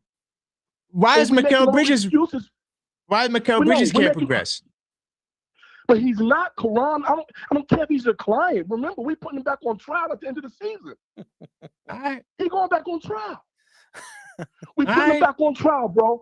Y'all, Okay. y'all not respecting the fact that OG has elevated his game. Y'all not. Y'all acting like we supposed to trade OG in a package for Giannis? Yes. No, you get rid of Josh Hart, not Josh Hart, but you What? get rid of Mikal. Yes, you get rid of Mikal Bridges. All them damn point. Throw Deuce in there. They'll definitely take. You don't got enough salary, my brother. There's not enough salary. OG Anunoby makes $47 million. You need to get salary. No. See, but that's when me and you was talking about the second apron and going over luxury tax. How you going to get that conversation? See? Right. I'm talking about in the Giannis trade, though. You got to trade salaries. So OG and Mikal, bye-bye. Wingstop out of here. That's my trade. No, that don't even make sense. That does make sense. So let me ask you a question. So what? So you then I'm playing Giannis with Towns and Brunson. That's it. I don't give a damn about who's the rest on the team. Mitchell. So let me hear you, Karan, before I get off the phone. You saying Mitchell Robinson? Yes. Because you swear he's going to the Lakers. He's out of here. 100%. I don't believe that. Only Hartenstein changes it. If they could get Hartenstein for a good price, and they'll probably go after Hartenstein before Mitch. But if they can't get Hartenstein, they know they're not going to get. They know that Mitch will be less than Hartenstein, so then they'll go get Mitch. Okay, let me just say this, man. So you're saying Mitchell Robinson, yes, Mikal Bridges, and Anunoby going next year? Pretty much. Come on, you sound. And you think we got a championship team after that? Yes. You gonna tell me you gonna bring Bobby Portis over? Are you? Yes. And Thanos and them boys? What the? Yes. What? The Nassus and Alex? Yes. No, and we're gonna win the goddamn championship. You can't. Listen, Boston is not going nowhere. All they need is a big man. And all we need is Giannis. He's better than anybody else's addition. If we get Giannis, nobody will bring in anyone better than Giannis. That's a fact. Damn, if Boston go ahead and get Hartenstein, just hypothetically. He's not better than Giannis. Go ahead. You're missing the point. You're missing the nose. No, next. Listen, you and Errol laughing, but you're not paying attention. The reason why we built our team to play against Boston. You think Boston going somewhere? Go ahead, now laugh. I'm laughing because I love this call. I think it's great. I've seen. Yeah, you gotta love this call, Errol, because y'all not making sense. Y'all sound scared. You're sitting up here. I'm not scared. Yeah, y'all sound scary. Y'all sound scared. Okay. We gotta trade everybody for Giannis. We don't gotta trade everybody. I never said everybody. No. I said two people are going. OG, Mikal, and Mitch is everybody. No, Mitch is not. No, Mitch is leaving. Mitch is out of here because he's about to go get more money in LA. He's on his contract year, Karan. He's not leaving. Cat can leave for all we know. Cat can stink up these playoffs and he can leave. How he gonna leave? We gotta trade him. Off the call. Huh? We gotta trade Cat. You do realize that, right? He can't I want leave. him to get traded. I want Cat to get traded for Giannis if I had to. But you saying keep Cat, keep Brunson and Giannis. And now watch this. Who gonna stop them damn wings over there in Boston? The reason why we built this team is to go against Boston because they don't threaten our way. Not Detroit, not Atlanta, damn sure not Indiana. Indiana, it wasn't about Coach Tibbs. Y'all on Coach Tibbs' head, and I don't want to speak about him no more. It was about the heart of the New York Knicks. Their heart got taken by the players. At the end of the day, the players gotta play the game. The coaches can only do X's and O's. They can plug, get you in there. The floor general gotta lead after the coach, and the Knicks.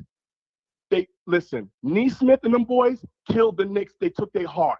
That was mano a mano out there. Coach, you can't ask Coach Tibbs to get out there and play. You can't ask him to play. Well, Ty, look, look, Ty, I got good news. A tugboat donated a call back for you, so I'm gonna get you back a little later. Relax. Okay. Right. Take a deep breath. All right. We're gonna bring you back.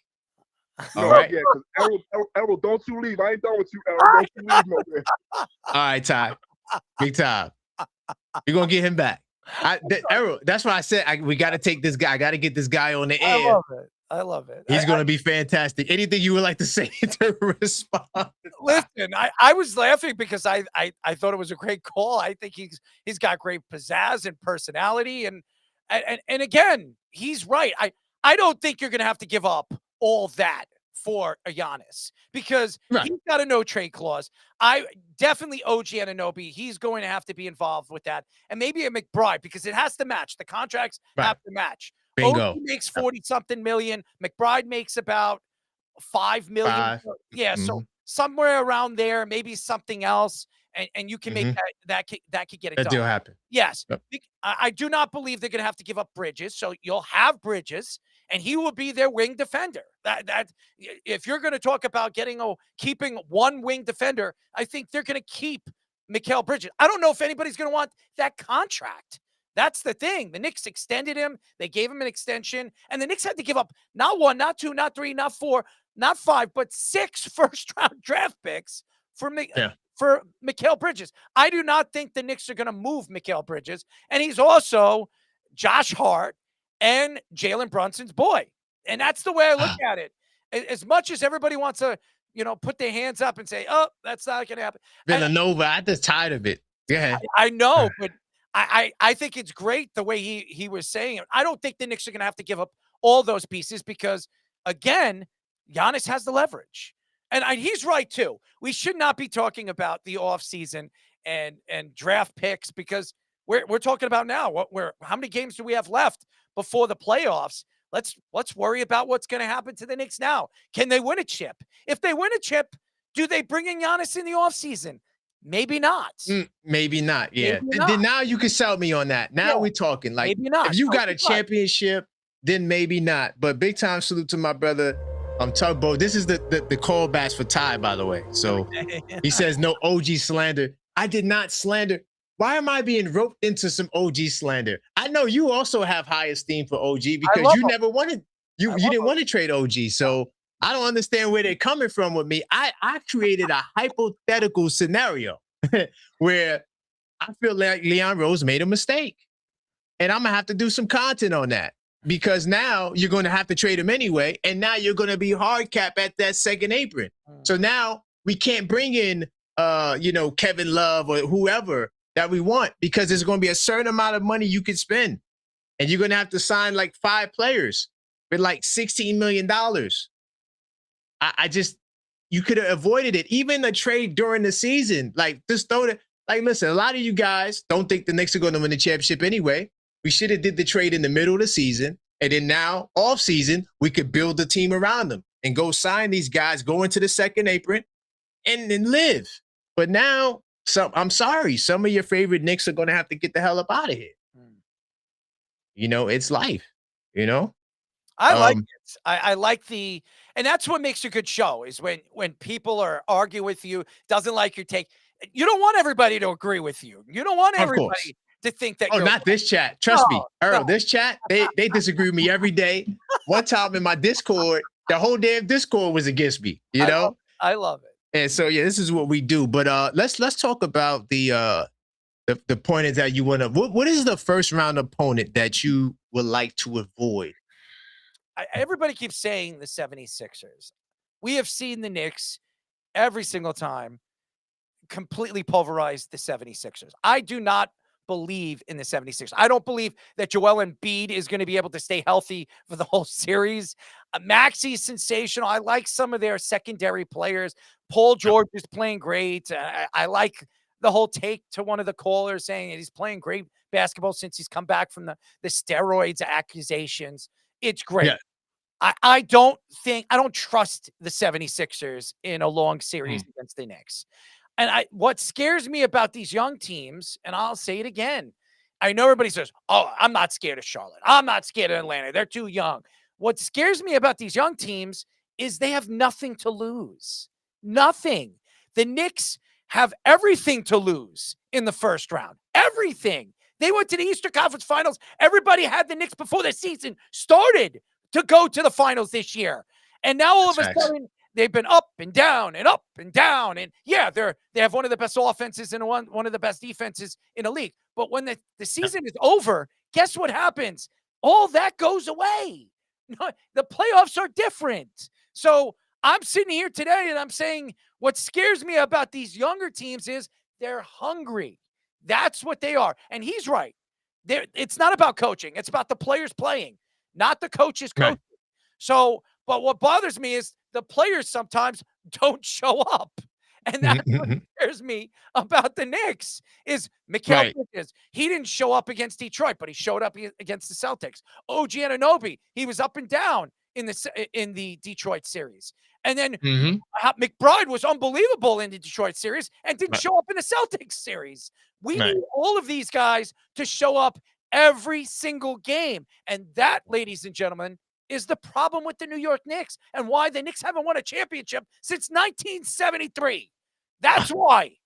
That's the facts, guys. We could go through all the great teams of the 90s and even when they had great players like King in the 80s. And could you imagine King and Patrick Ewing? Oh, my God. That would have been the championship right there, Errol. Come on. I mean, but King, you got to agree on that one. Health. Right. Health. Right. I'm saying if he was healthy, not you know. Yes, Bernard King was a great player.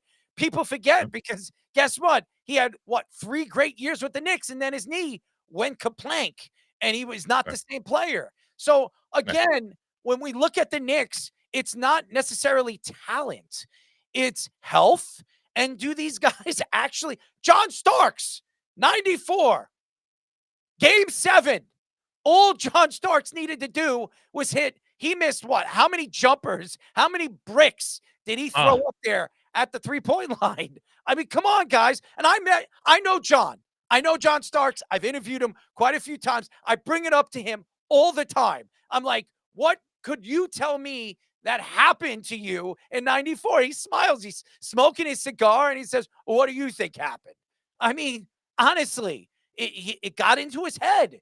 And that's the problem. I'm not saying that Jalen Brunson is going to be a John Starks because I think he's Mr. Clutch. He can hit those big shots. I'm not worried about it. What worries me about the Knicks, it's the other guys. It's the Karl Anthony Towns showing up to the game. OG Anunoby, Mikal Bridges, Josh Hart, who comes out there and throws his team under the bus recently. I like it. I like it because he's a leader and he says, what are we doing? I mean, this is probably the worst basketball we've been playing all season long. I like it because it pushes the team and it makes the team want to play, but you don't go out there to the media and throw your team under the bus. But it's funny. I like it because I want my players to go out there and do leadership things. So, I mean, to me, it's all about these guys showing up and play. This team could win a championship. They're as good as any team in the playoffs. They really are. Right. If you look from top to bottom, they can beat any team in a series. Right. There's no argument to that. The problem is, are they going to show up in every single game? That's all I'm saying. And I'll add to you, do we believe they will win the championship? I mean, yes, we'll say, yeah, we're going to win. But y'all don't believe that. I don't believe that you believe you could win the championship. And that's why I'm on the Giannis train. To piggyback to what you were saying about the 1973 championship, another major reason why we hadn't won the championship since then, I told these guys the other day, Earl, right? I said, when's the last time the New York Knicks had an MVP in their franchise? Guess when it was? 1973, Willis Reed. So these are the caliber players you need to get. So because we're not sure about Jalen Brunson, I'm praying, Jalen Brunson prayed. I'm praying that he gets to the first team. Please let him get on the first team, right? We need to be able to get over the hump with these guys. The problem is we're just not as confident that they can win the championship. I think a lot of us are confident that we'll get to the finals, right? But me, where my confidence lies in this team is definitely in the first round. Listen, I am not spooky in the woods, ladies and gentlemen. If we really want to use the regular season as an example, we beat Charlotte, Earl. We beat Charlotte 2-1. Thus far. We got one more game against them. We beat the Atlanta Hawks 2-1. All these Eastern we swept Toronto. I know we got another game, but we killed them in the first 4 games. Okay. We tied the series with Philadelphia because in the first couple of games, we had some injuries, that, and the third. But the bottom line is we beat. So all of these teams, if you want to use the regular season argument, we've had success against all of them in the regular season. Now, I will say this. In the playoffs, I'm not concerned from a standpoint of that we'll lose. I give these guys credit. They're balling. Salute to these guys. The one major thing, salute to them.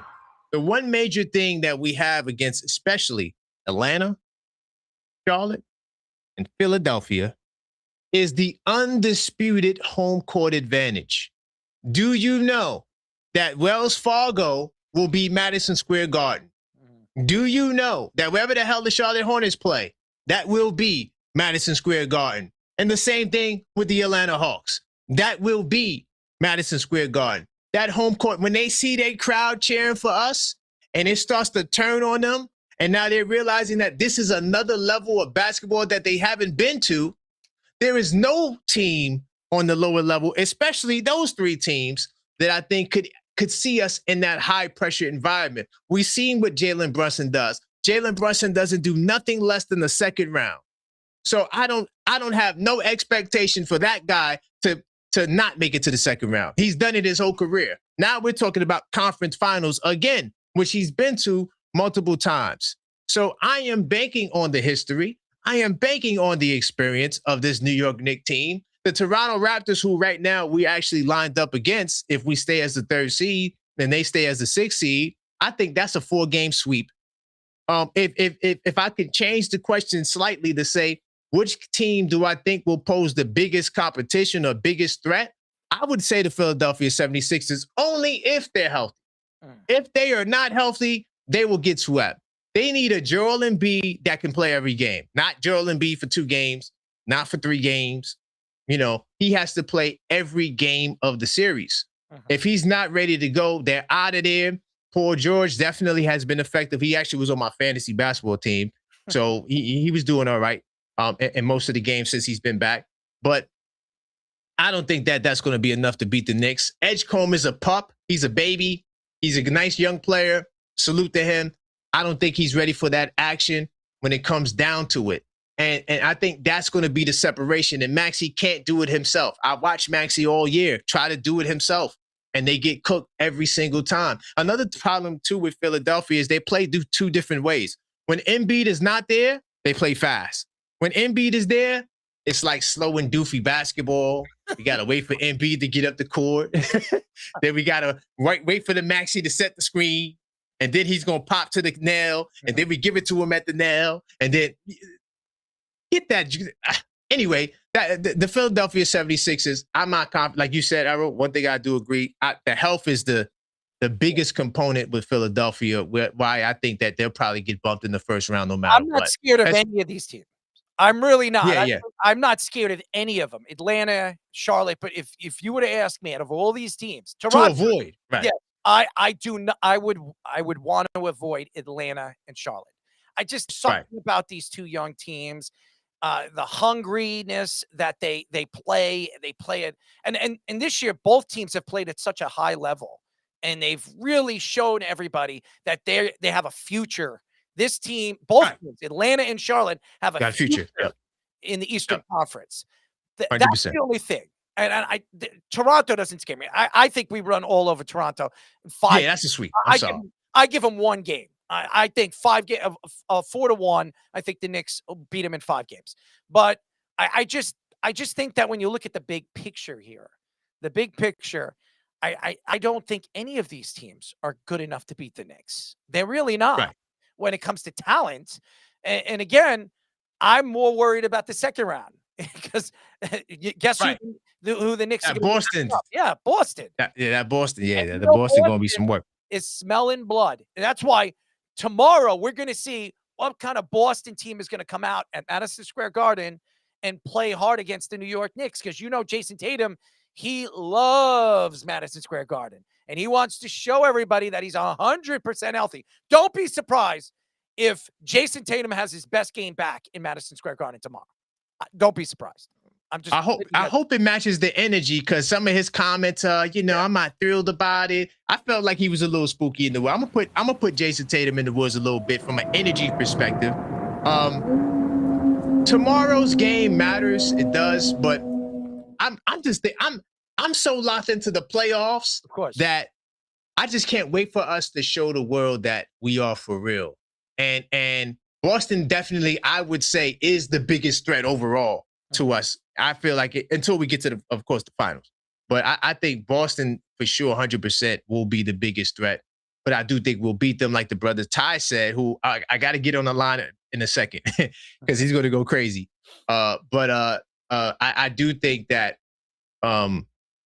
we can win. And OG Anunoby is a key contributor. So to the OG Anunoby-ites, I'm not someone that wants to see his downfall, nor was I making a comparison or trying to put it out there that he can get hurt. Just remember who played at a high level against the Celtics last year. His name, Mikal Bridges. He was the Knicks' best player on the court besides Jalen Brunson in that series. So let's go back. Everybody hates Mikal Bridges, but what he did in that series against Jaylen Brown and Jason Tatum when he needed to defend both those guys, even pushed off White in some of those games too, and put Drew White off in position. So I thought Mikal Bridges proved his worth in that series. Yeah, 100%. Let me get my man Ty back in the building because I know he's losing it right now. 100%. Let's see. Hopefully he feels better. I'm praying that, I threw that little OG comment in there. Hopefully he feels better. Ty, you back on the air. Where we going, man? Hey. All right. Do you feel better? Do you feel better? No, I'm not. I don't feel better, but I'm okay. I won't go off like No. We good because this is all love. Me, you, and Errol, and the Knicks, we're all on the same page. Okay. It's just my point of view is different, y'all. I'm not worried about no damn other team. You know what I'm worried about? And none of y'all saying this. I'm worried about Coach Brown coaching the Knicks in the playoffs.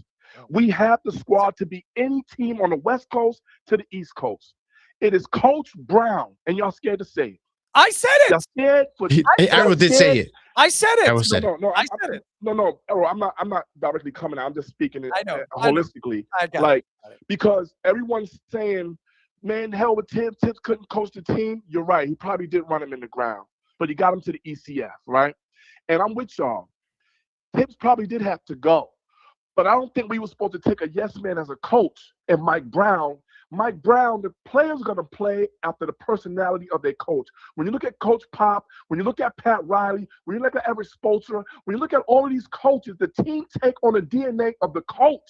Mike Brown, we all tired of him sitting up there, kiki ha and laughing with them, barely doing X's and O's coming out of the break. This is the first time the last maybe 8 weeks I've seen him come out of the break or timeout with a little new wrinkle play. So I'm praying his expertise as far as coaching an offense that's really good can come on display. Because to me, if I look at the beautiful part of it, what it can be, you know what? He looking like a Steve Kerr, someone who inherited an already made team a la what? Mark Jackson, right? Okay. So now he came in. So I'm hoping because of that experience he had being on that roster with Steve Kerr, he can see how to do it. It just looks scary right now because I don't know if we really have a true identity in who we are. I think we're winning off of sheer talent, plug and playing, and that's how good we are. But if our coach do not coach, and he goes up against one of these coaches who are young, who are X's and O's coaches, and have dogs on that team, they don't have to have better talent than us to beat us.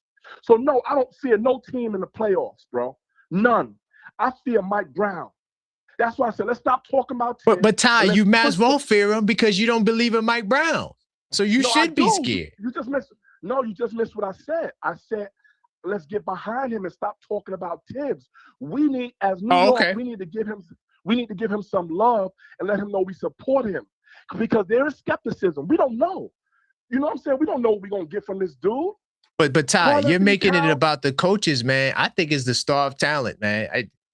No, in the playoffs, there's no roster. There's no roster in the National Basketball Association that is better than the New York Knicks roster. No, I got you. But look at the teams that win the championships. They all got star players, dog. Eventually, you're going to go up against a Jokic and you'll get cooked. You could coach. No, I'm just saying. No, see, but that's what I'm going to see, Ty. This is Brunson's year to show us that he is that guy.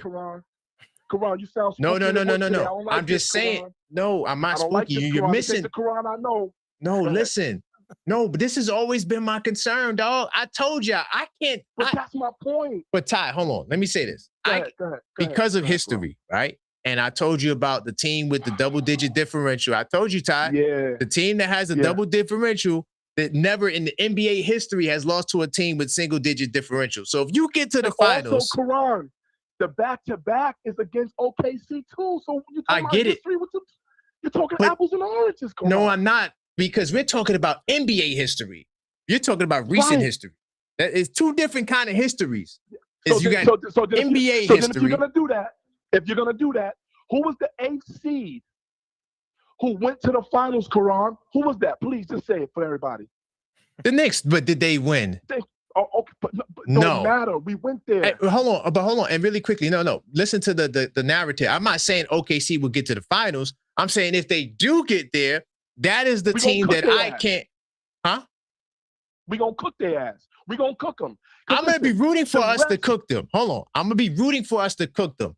But I am the objective fan. There's no way I'm gonna tell you right now that I think that we're going. I could 100% say, yeah, we're gonna go in there and beat them boys. I can't tell you I really feel that way. Now, Karan, I gotta say this to you, and I love you. I love you like my brother. But let me say this to you. How can you just make that statement when you sitting up here talking about we gonna cook Boston and we gonna cook Atlanta and we gonna cook them? Why? I thought you were you want to know why? Lose to Atlanta, right? Because history is on our side when it comes to those teams. It's not on our side with Oklahoma City. I'm sorry, bro. But no. You don't gotta be sorry. You don't gotta be sorry. Just be careful, because you don't think you understand what you're saying. You're saying history. So if history is not made to be broken, then what are we playing the game I for? Can't bet my odds on that. I'm not gonna go to Vegas and say, you know what? In the woods, then. No, I'm saying, okay, so you gonna go bet your house that the Knicks are gonna beat Oklahoma City in the championship? You're not doing that. You gotta be. That's what I'm saying. No, I'm rooting for the Knicks. I'm saying that I don't believe that we're the favorite to win. That's all I'm saying. But if in our own house, a house cannot stand if it's divided. So if you have people I got you.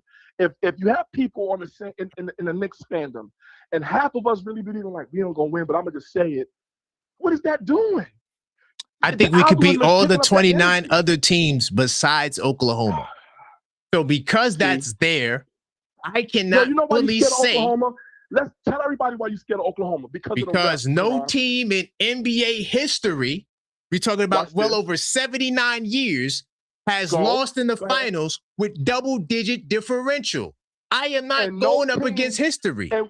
And what is the record? 0. With someone winning back-to-back. No, but that's in recent years. It's been 7 years. No, come on. You can't do that. What have you done for me lately? No, I get you. That's why I'm hoping they don't make it to the finals. Because if Denver's there, we're gonna cook them. If San Antonio is there, hold on, no. I'm going through the list. If San Antonio's there, we're going to cook them. I think the Lakers might propose a little interesting challenge, but we probably will cook them. Mostly every other team will be Detroit Pistons in the blender. Styles make fights. OKC do not match. They do not match up well with us. They need the extra whistle. I don't know about that. He went to the free throw line 30 times last game, bro. It's not about the regular season for me either. I'm talking about multiple things here. Hold on. Let's not disrespect the regular season. Although we know the regular season, but it is a precursor to the playoffs, Karan. So that means Detroit going to beat us then. They have a possibility to beat us if we do not bring up our physicality. Hell no. No. All right, Ty. See, now you're triggering me. Watch this. No, I want you to be triggered because that's what I am. Hold on. Listen, you're going to talk about Detroit, who beat us 3 times. They are physical. They was more physical than us. That's the only way they beat us, right? So you're saying a team that beat us 3-zip handily by 30, by 20, by 30, you're saying you believe we're going to beat them, but a team that just beat us. We're not going to see them. Ty, in my heart, I don't think we're going to see them, Ty. They're not going to be there. Come on, let me finish, bro. Because you know what? You know this is a good point. That's why you cut me off, and you're right. You don't think we're going to see them, but we ain't talking about what we think. We're talking about the precursor. The precursor is if we played against Detroit, right, and we lost to Detroit 3 times. Now let's be clear. I can't stand Detroit. I know we're gonna blow their head off the top of their shoulders, but Right. they beat us handily this year, and they took us to 6 games last year. They beat us They're handily rising. last year, man. Come on. Bro, they took us to 6 games last year. I know we still can beat Detroit. They don't have what we have for the playoffs. No team does. But, okay, let's stick to that real quick. I'm going to get off the phone. So we have Detroit, who beat us 3 times in a row, handily. Then we play OKC twice, and they beat us by a margin of 5 or 6 points total, with Shea going to the line 30 times. You telling me you fear them over the team? I don't know. Because of history. Listen, the Indiana Pacers the Indiana Pacers, the team that's last in the East, took the goddamn defending champions to overtime in the first game and beat them the second game in Oklahoma. So what does that mean? So we're going to pick the Pacers in the playoffs? But no. What? Excuse me? What? I'm talking about this year, this season. Yeah. They beat them this year, not last year. Yeah, I know, but they beat them this year without Halliburton.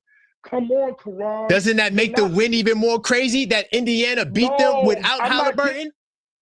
Listen, the number one knock on my Knicks and our Knicks is that they play down to their competition, bro. All right. They play down to I would agree with them. I would agree with them on that. Y'all did a stat earlier today. Y'all said, you did a stat earlier today, Karan. You said that the Knicks record against 500 plus teams at home is a winning record, right? That's a fact. Yeah, we do beat them at home. Yeah. Okay. So we play to our competition. When we play subpar teams, we kind of play with our food. But when the big dog come in the house, you see what happened to Denver. You see what happened to OKC. You see what happened to Houston. You see what happens to these teams. We don't play. You see what happened to Boston. We don't play with our food when it comes to the big dogs. But what I'm explaining to you is Detroit was a big dog too. And we sat there and wet the bed. No. Man, Ty, listen, man. We got to move on, man. Because look, I know how this is going to go. You're going to do another call back. So let me get El Figgy on the line. Yeah, everybody else. Yeah, I'm sorry. Look, I gave you, because look, he donated 2 callbacks for you, by the way. I like it. I gotta return the favor for Tugboat. I need to tag Tugboat in here and Cleo. I'm about to tag them in. All right, big time. I'm gonna get them to get on your head. Big time, Ty. All right. You guys, anything you want to say? That's my guy, Ty. We do this every day, man. I love it. I think he's a passionate Knicks fan, and he has his own thought. And he's right. Any given day, any given Sunday, you can lose. And he's right. Detroit is as dangerous as OKC, but I agree with you. The fact that you look at the past and you look at statistics would tell you that if the Knicks are matched up against OKC, there's a bigger chance for them to not be knocked off. So I mean, there's a lot of arguments to be said on both arguments. And I didn't want to step in because I think you guys were going back and forth. I thought it was funny. Looking at your face, I couldn't see Ty's face, but of course. I just know how aggressive he is and how funny and how much passion he gives to his delivery. I just wanted to sit there and listen to you guys go back and forth. But, I mean, in many different arguments that Ty said is the Knicks do play down to their competition. They do. That's not the disagreement, though, Errol. You know, my disagreement, I'm just telling him he's upset that I don't believe that we're going to beat OKC straight up. I know. I'm a root for us, and we could do it. Anything is possible. Of course. But you want me to feel that way. Come on. What are you, the feelings police? Give me a break. Well, we all know that Karan is all about stats and statistics. That's right. So. And Jalen, and another point, the two that he wasn't getting is that Jalen Brunson has to show us he is him. This is his year to show that he could be those guys, the SGAs, the Jokic, that he could rise to the occasion. He hasn't done it yet, not for a championship. He's done it in just in the earlier rounds, but he needs to take us to that level. You feel me? That's all I'm trying to say. I agree. Cap needs to show up and play at a high level every single game. He can't disappear. Bingo. In certain games, which he does. He does in certain games. If teams figure him out, and we saw that against the Pacers. The Pacers figured it out. We keep Jalen Brunson from scoring 30, we're going to beat the Knicks every single time. Bingo.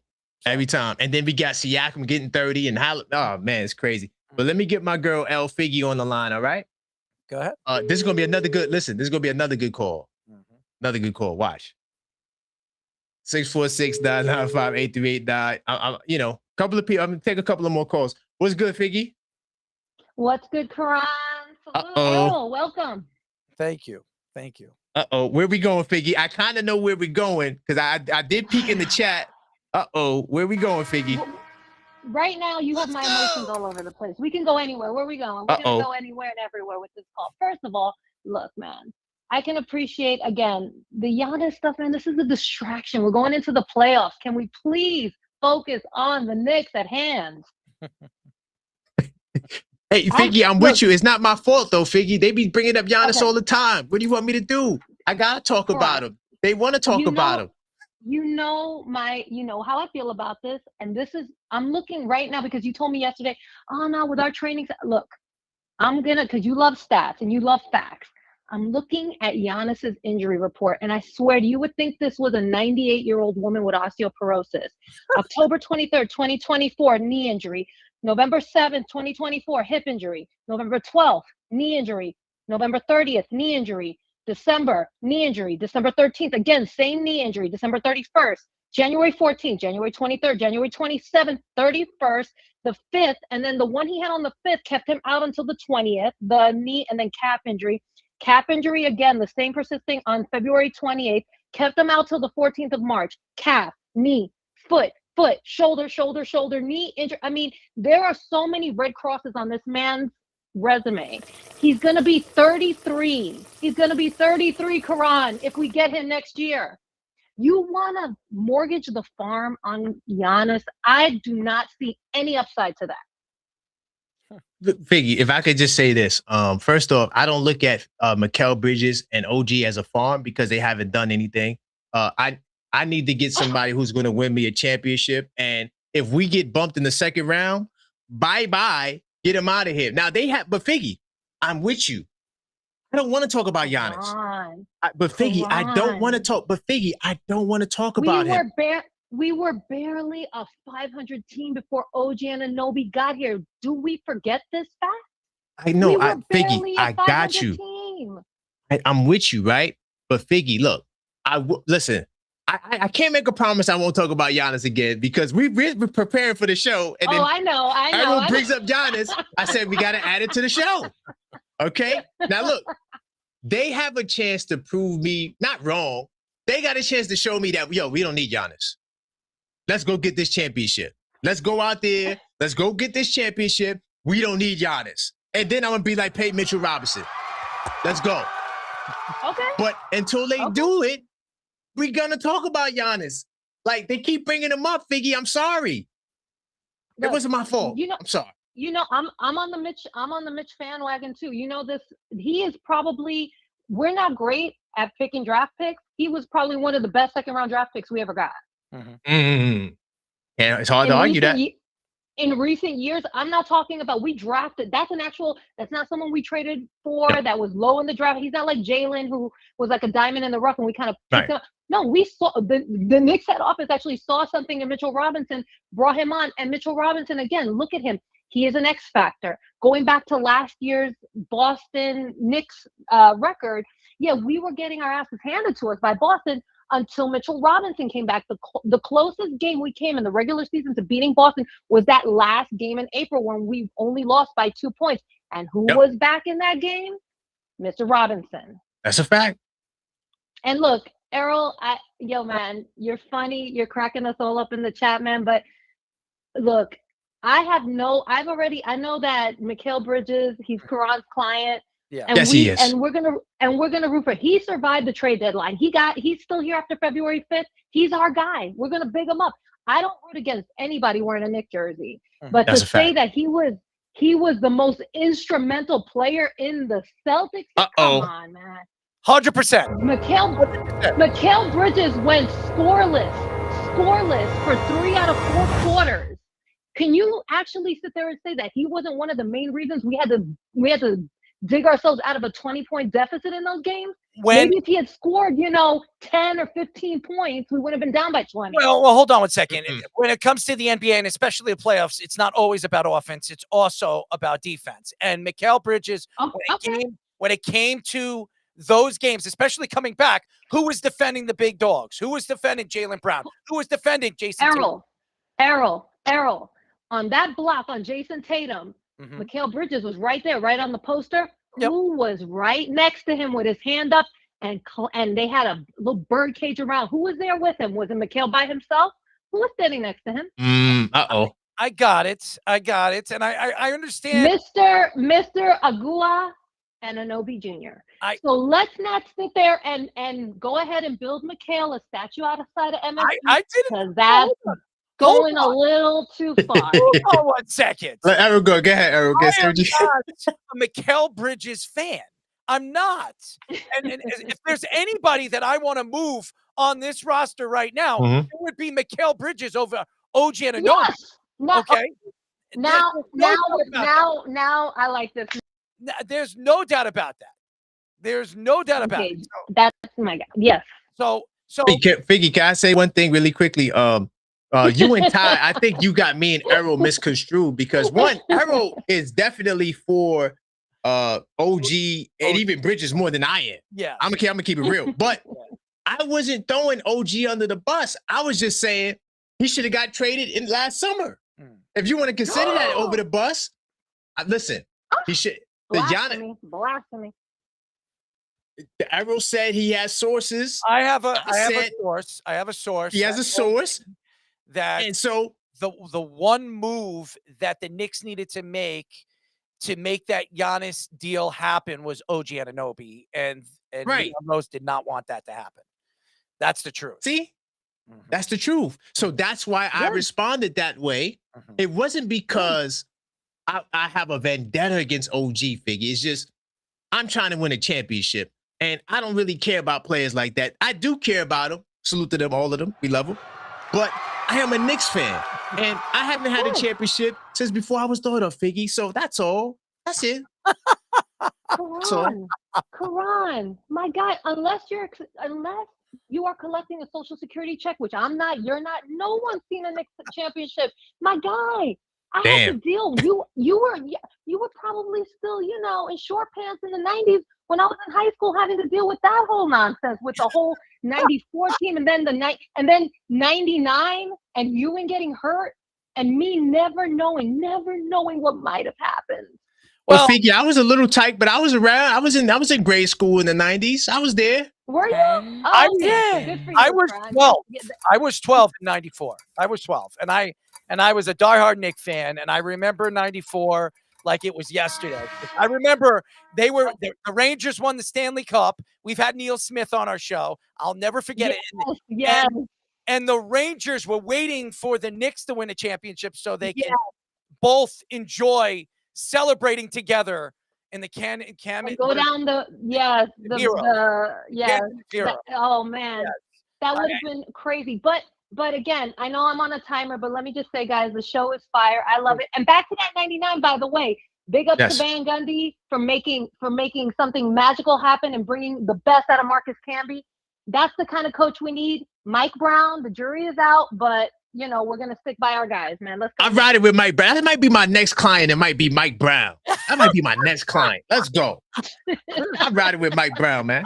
We're going to win this championship, man. With or without Giannis. Let's go. Big time salute, Biggie. Thanks, guys. Thank you. Listen, Knicks fans. Look, I did not want to talk about Giannis tonight. Everyone will know the topics we had. It was me. We had the conversation. I said, damn, I was going to go there, but I said, nah, let's not do it. But then I said, screw it. We're going to talk about it because it was going to come up anyway because one of y'all would have called up and y'all would have said it. But hold on, I got to give a big time salute to my man, Ty. He wants me to get Cleo on the line. So Cleo, if you are available, all right, he requested your call. He said he wants Cleo on the line. By the way, Earl, the ladies on this channel, they all know basketball. They know. Listen, they know basketball more than a lot of the men do, so I can tell. Yeah, they study the game and, sometimes they get triggered, but listen, they know their basketball. Don't get it twisted. I am an OG Anunoby fan. Out of all the guys, I know. That's why I root didn't want you to be with me, because they look at me as the OG hater. So I I didn't like want you OG. to be a part of that. If I don't. it was between him and Mikal Bridges, I'm taking OG Anunoby all the way. All the way. But I Right. do remember that Celtics series. And if you were to ask me right now, who showed up in that series when we needed him, it was Mikal Bridges. So Right. I know he 100%. wasn't offensively sound in certain parts of the game, but when it came down to hitting the big shot, what did he do Yep. in game number 3? He was the one that hit the big shots. So Right. that's all I'm saying. But that doesn't mean that if it was between OG Anunoby or Mikal Bridges, I'm taking Mikal Bridges. That's not happening. That Of will course. not happen. So I just If I could add one thing for my client, he was the only one to be consistent in the Indiana series. He had double-digit games every game in Indiana. He showed up and he shot a good percentage against Indiana. Nobody talks about that, but I'm just saying, they don't want to hear that. I'm not taking shots at any of the Knicks. I want all of them to play at a high level. It's just right. No, they never do. I got you, Errol. Yeah, don't exact. And Errol, and that's why we have to get. Yeah, I know they don't want to hear it, but if they drop the ball again, Giannis will be here. Let me get my girl Cleo on the line. Hopefully she can answer. So Errol, we got this feature called Request a Caller. So they requested Cleo to get on the line. Okay. And there's one more, and then we could wrap soon. Okay. See if hopefully she answers. If not, we'll move on. There's one more I got to get on for sure. Hello, Cleo.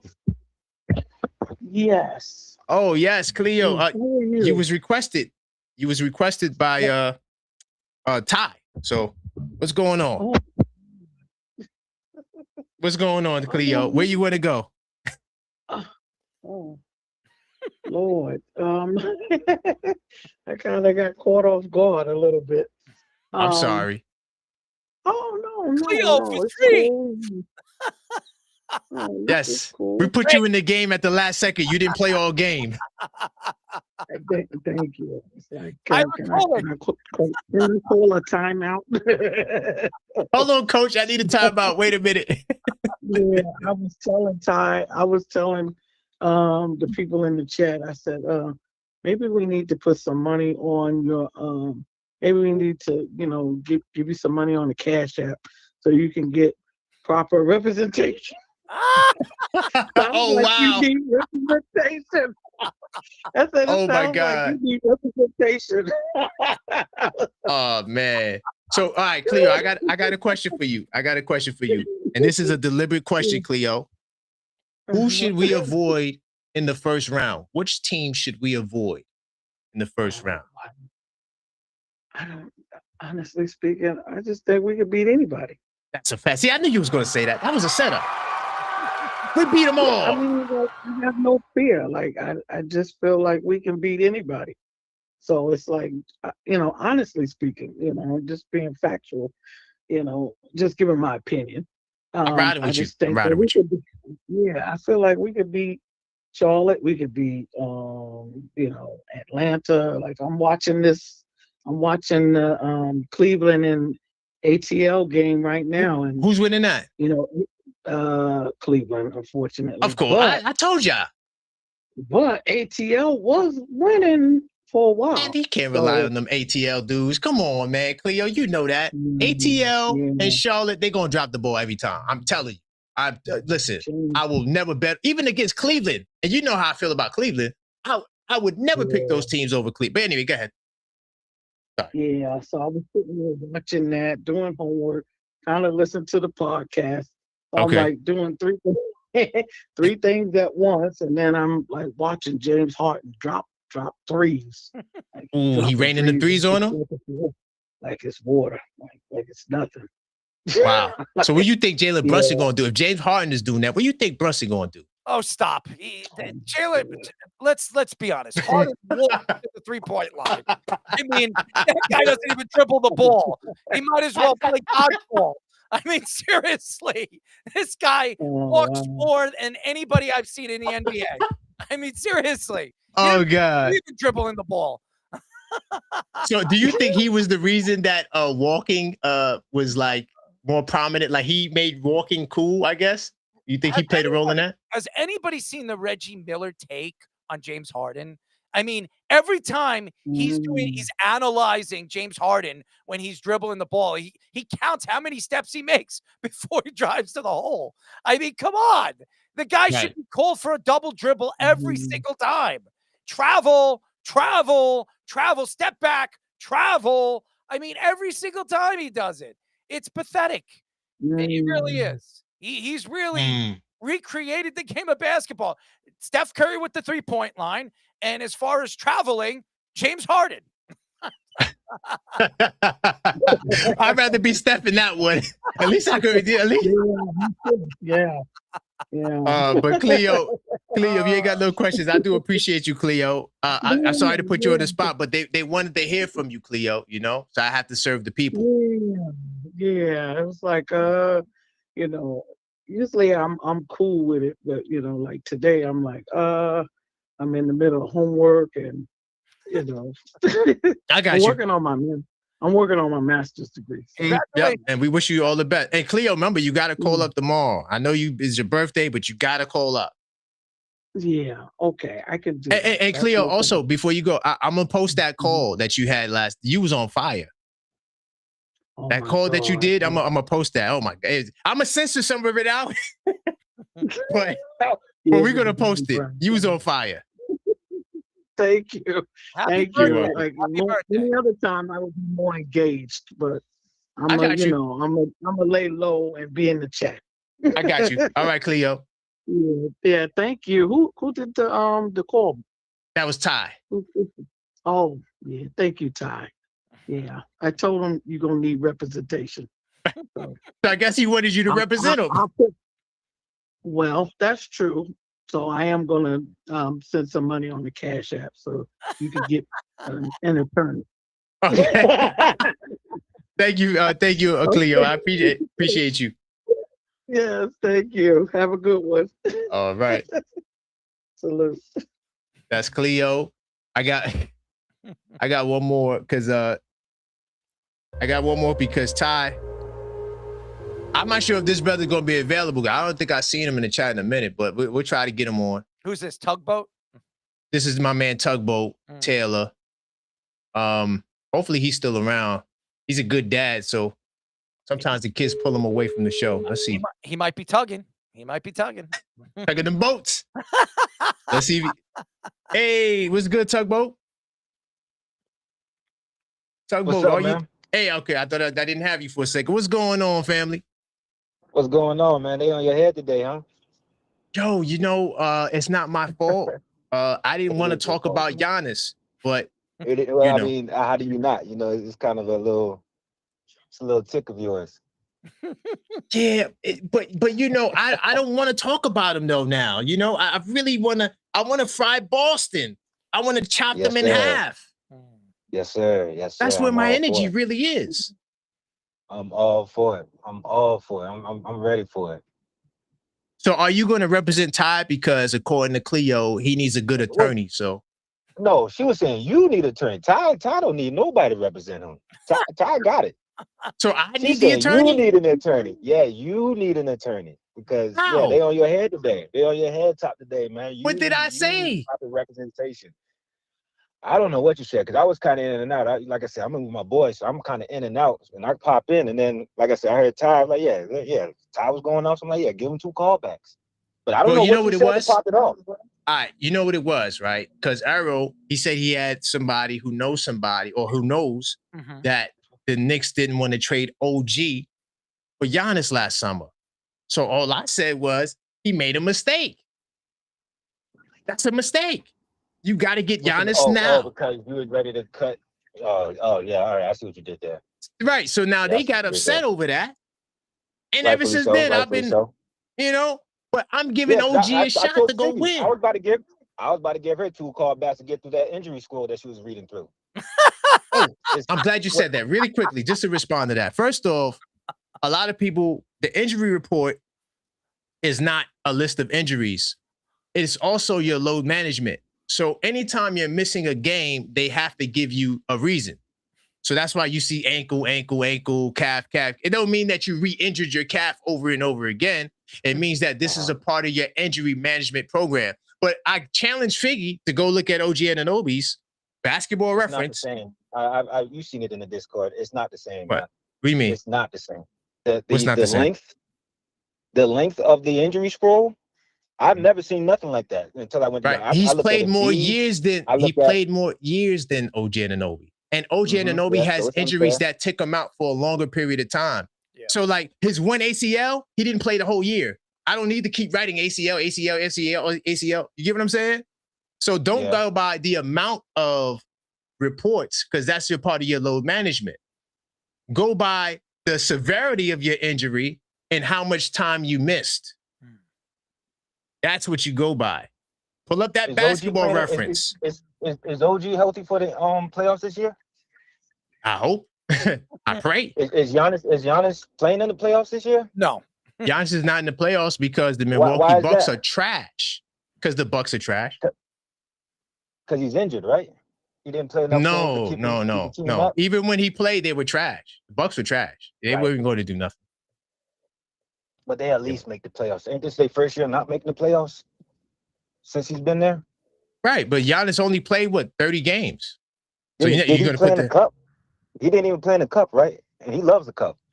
Nah, the Bucks didn't qualify for the cup this year. And the organization has been telling Giannis that they don't want him playing for the rest of the season. They that part. Yes, that's why he's not playing. He's healthy. He's pissed off because he wants to. Bingo. Stop trying to come for my man's health. This is the first year of his career he didn't play 60 games. OG Anunoby missed the first year of his career. What are we talking about? We're talking about injuries. This is the first time in Giannis's career he's played under 60 games. And we're looking at injury history like Giannis is a problem. We know OG Anunoby. We thank God he played 70 games or whatever games he played last season. It's a miracle. It's a prayer.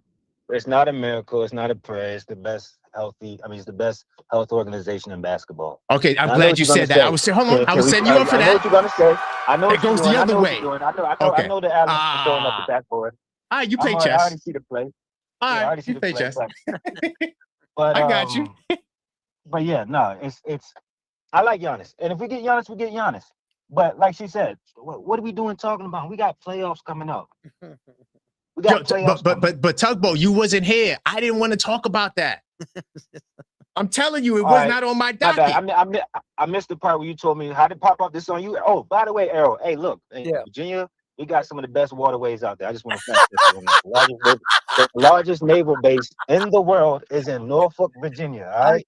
The first settlement in America was in Jamestown, Virginia. So I just want to let you know the only reason we're here is because of Virginia. The only reason we're still alive is because of Virginia. I got you. I just want to make sure you got that clear. I like it. But yeah, how do we get? My bad. I didn't mean to go off on that real quick. But how do we get to Giannis? So what happened was we preparing for the show. So my list of topics was the first round we should avoid. Who will we play? Well, I had the second seed, but whatever, it don't matter. Then I had prospects in the upcoming draft. Then I had will Mike Brown supersede Pat Riley? That was my topics. Then we added Giannis at the last minute. Who's we? That's what I'm saying. You did that long trail. Who's we? How did it come up? Errol. He brought it up in the pre-pro show meeting. It's on you, Errol. All right, my bad. No, he already read it himself. You got my man getting 5 shot at him because so I'm trying to understand how I need a lawyer when all of y'all are doing the OG trade for Giannis. Only the OG fans is not doing that. Come on, man. I need a damn lawyer.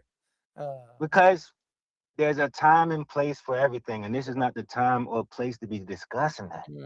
We did that whole Buck Foston chant earlier.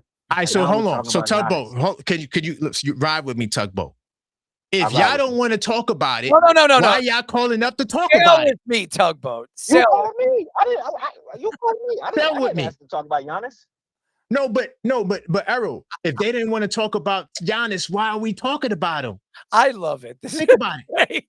Think about it. If we didn't want to talk about him, y'all calling up to talk about him. Oh man. First off, you called me. Second off, all I asked was, what are we talking about? And you said they got upset about Giannis. And I said, oh yeah, that's right, because it's not time to place. And like I said, that you being said your I needed little an tip- attorney. That's why. I don't know why I need the attorney. I am the attorney. That's all. Yeah, no, they was on your head, man. Ty was on Hey, your they was head. getting at me. 50 got on your head, Top. Yeah. They was on your head because y'all was a little spooky in the woods. He called you out. There's got to be How am I spooky? There's got to be a bad guy, right? How am I spooky in the woods? Because I said OKC. Oh, I don't believe in my that's heart right. that we're gonna You beat put them. out the percentages. Yeah, you put out the percentages on it. Yeah, you try to. Well, what do you want me to do? That's my belief. And said, You want me to we're not lie gonna and beat be the OKC. delusional guy? Listen, y'all go to the delusional fan channel. Oh, everything the Knicks do is great. Oh, and we lost this year, but it's okay. We're going to be back next year with the same Mitchell Robinson and OG Anunoby. You want me to be like that? If we lose, want you your to be team like is that. gone. Get him out of here. We in playoff mode, man. You over here talking about off-season moves. But it wasn't my fault. All right, man. I appreciate you, Tugboat. We're going to talk in the Discord. I'm going in tonight. Stop setting my boy KP up, Errol. You got him in the crossfire. He just back there chuckling. Stop doing that, Errol. You need to be called out too. All right. But this is a great show, and I appreciate y'all, man. Stay blessed, yo. Thank you. Thank you. All right, man. All love. I get called out all the time. And I, like I said, it's just not Knicks what I do. I talk about all sports. I talk about the Yankees. I talk about the Mets. I talk about every single sport, all the big stories. That's what I do on New York Sports Loudmouth. So I know I get attacked by everybody. So I understand. Yeah. I understand. So It's crazy. I'm used to being the heel. Quentin Copel's attacking me. Everybody attacking me. And I got to protect myself. I got to duck and weave and throw the jab and set up the power punch to knock everybody out. So I know what it feels like, Karan. I know what it feels like. So look, Arrow. I'm sitting here and laughing. That's why I'm laughing. I got one more request call back. And then we could, So look, my man Ty, once again, he's on fire. Mm-hmm. He wants Figgy on the line. Mm-hmm. So we gonna bring Figgy back. Okay. All right. He wants Figgy back. She's always the number 1 requested call back. Mm-hmm. I just hope I'm not in the crosshairs, please. Hey, what's up? Hey, Ty wants you back on the line. You already know you're the number 1 requested call back. So, yeah. So hold on, Figgy, could you just explain this one thing to me? Why do I need a lawyer? Why do I? No. Could you explain? I didn't get that. Yo, Ma, Cleo, we love you, man. Because the ladies of the Knicks chat love you, man. We want to defend you. That's for your defense, Karan. Oh, okay, all right. Okay, cool. I love OG. Listen, I love OG. All right. I think the whole Giannis thing is more what kind of got people stuck in their craw tonight. Okay. And look, I'm not completely closed off to a trade. Hear me out. Okay. Right. What about a guy like Khalil Ware, from a 21-year-old 7-footer from Miami, putting up solid numbers? We could make a deal with Miami for this guy, 21. Karan, 33 years old, injury prone, can't stay on the court. He was partly responsible for the Dame Lillard trade. Dame is now in Siberia because of this, man. I don't want drama, man. We got a good core. But hold on. The one problem with Khalil Ware is Pat Riley, and we've never done the trade with Miami, and it will never happen. So screw Miami. I just put that in the chat. If Pat Riley wasn't such an ass, we could probably swoop in there and snatch that kid. And another thing that I take issue with is, our size is a little, I wasn't crazy. When you said Sadiq Bey was up and we went for Jose Alvarado, but then after they did the Jose Alvarado trade, we understood more that Deuce was not just, right. Was it coming? Right. Mm-hmm. Right. We thought maybe it was a groin thing because he struggled with that too, mm-hmm. But it was actually, he was going to have surgery. It's like, oh, okay, I see why they went for Jose Alvarado. But again, that's, then we're out here playing small ball. It makes us smaller, and we're already a little undersized, if you ask me. Josh Hart is 6'4".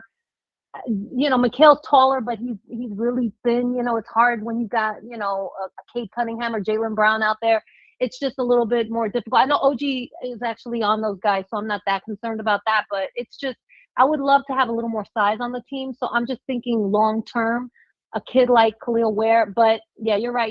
Pat Riley, he's not going to make that happen. He's not going to make that happen. And there's some kids in the draft coming, that maybe we could get.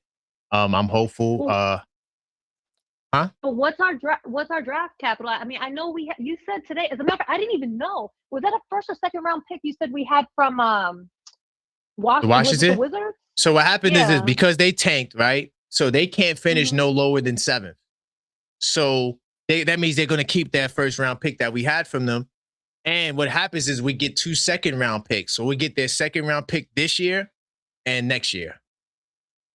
Ooh. Yeah. Okay. Yeah, because this particular draft class is going to be very deep, better than last year with Cooper Flag and Conkanipple and these kids. This is going to be a better draft class. So that could pose some interesting things. And again, Bingo. I'm not one of these Knicks fans that are completely delusional and closed off.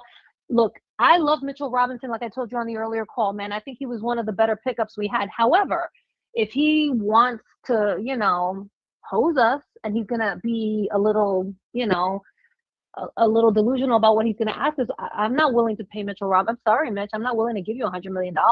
I'm sorry. But Figgy, pause right there.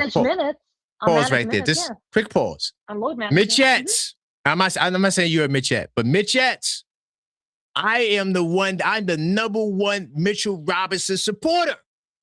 Because I want him. He should be my client, but no, he's not. He got too many Mitchettes. But listen, I'm going to tell you right now. I want him to get paid. Pay him, Leon. No. But Karan, again, we have to be smart because the CBA we always get screwed. I know, but I get it. We're always let me ask you something, and I'm going to ask you, and you explain this to me. How is it that the Lakers can have a LeBron contract and a Luka contract, and now they got Austin Reeves? Tell me how that works out. Yet the Knicks can't keep Isaiah Hartenstein. I get it. I'm with it. Now, Isaiah Hartenstein, he took his own gamble by going to OKC for the $87 million, and now they're going to cut him loose this summer. So he only got 54. When the Knicks were guaranteeing him 74 72, million, right? Wasn't it 74? 72. 74 million. Okay, what else? 72. We'll split hair. But he could have stayed here for the guaranteed 72. But he chose to gamble and go out to OKC. Not a complete loss for him. He won a ring. It is what it is. But again, if we can swoop in there and get Hartenstein on the cheap. Nah, Hartenstein is going to be the number one center on the market, I think. If somehow Utah lets Kessler go, then maybe Kessler. But I think Hartenstein is going to be the number one guy. He's going to command the most money, and it's just a matter of whether the Lakers want to pay that price or will they go for Mitchell Robinson. Yeah. I would prefer, in my dream scenario, I would prefer to keep Mitch because I am a Mitchett. I love. You got to win the chip, Figgy. I'm gonna keep it real. You got to win the championship. I'm sorry. That's the only way. I know. But Karan, this is our year to do it, man. I'm telling you right now. I'm with y'all. I'm with you. Yes. What Angie said the other day about the only team that can beat the Knicks are the Knicks. It is 100% true. If you look down at our roster, there's no one that can beat us. No one that can beat us. Right. There's no team with more talent, more potential. I know that people are sitting out there saying that we don't have a superstar and that Jalen Brunson's not a superstar. Dude, what team has 2 all-stars like a Jalen Brunson and a Karl Anthony Towns? Karl Anthony Towns was cooking in the All-Star game. I don't know if you remember, but the first round, you know how they play rounds? In that first round in the international game, because he was playing for the Dominican Republic, he was carrying them. Yeah. No, Towns is great. The issue though, Figgy, is the first team. So you asked the question, right? You said, why do the Lakers get what they get? You know why? Because they're willing to trade anyone and everybody. If the Lakers had OG, he would have been traded a long time ago. And guess what? They got AD, they got Dwight Howard, that whole team, and they won the championship. Us in New York, we have to hold on to John Starks and all these guys. And then once it gets too late, then we want to trade them. And by then, we ain't got no goddamn shot. So we need to move with the times, and we need to be somewhat like the Lakers, not completely like them, and get these star players. Until we do, we're not going to win. But the goal is now, okay, I know y'all going to say I need an attorney. I'm just saying right now is your turn to convince me that we could do it. And then we'll bring everybody back and we'll be good. I will say this. I think that with the Knicks in this particular group of guys, I think we're getting prime whatever they are. So, for example, we're getting prime OG. We're getting his prime career years here in New York. Cat put up career numbers last year under Thibs. this year Right. with Mike Brown. But again, they're learning a different system, and I don't think that that's necessarily Cat's fault why he's not putting up. But he's still leading the league in double doubles. He's still out here, putting in a decent. Cat puts in a decent hard night's work every night. You cannot call Karl Anthony Towns to task on that. OG So, Figgy, Anunoby, the same thing. really quickly, and this would be the last question, right? This is really Sure. important. So if we don't win the championship, we don't get Giannis, what are you going to do to improve this team? Because if you think you're going to come back with the same guys, you got Indiana's coming, you got Detroit, all these young teams are going to be the Hornets, the Hawks. They're going to be more confident next year. They might get more talent. How are you going to compete with these teams, and what are you going to do to improve this team in the case we don't get to the championship and we don't get Giannis? If we don't get in the championship and we don't get Giannis, well, first of all, this team, if we don't win a championship, this is not going to be the team next year. I think we can all agree on that. This is not going to be this Nova Knicks experiment is going to go bye-bye. Okay. Mikhail, Josh probably won't be here next year.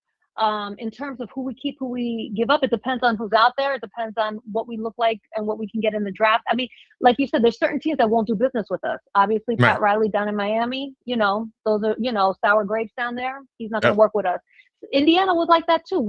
Benedict Mathurin, I didn't even know they were going to trade him, and then they sent him out west because they're not going to do business with us there either. So there's some teams that will work with us and some teams that won't. If Milwaukee doesn't want to work with us, or Giannis does not want to come to New York, or we don't get Giannis, or Leon decides not to take a chance on Giannis again because of the injuries, his age, it's, because another thing Leon is looking at is prime years.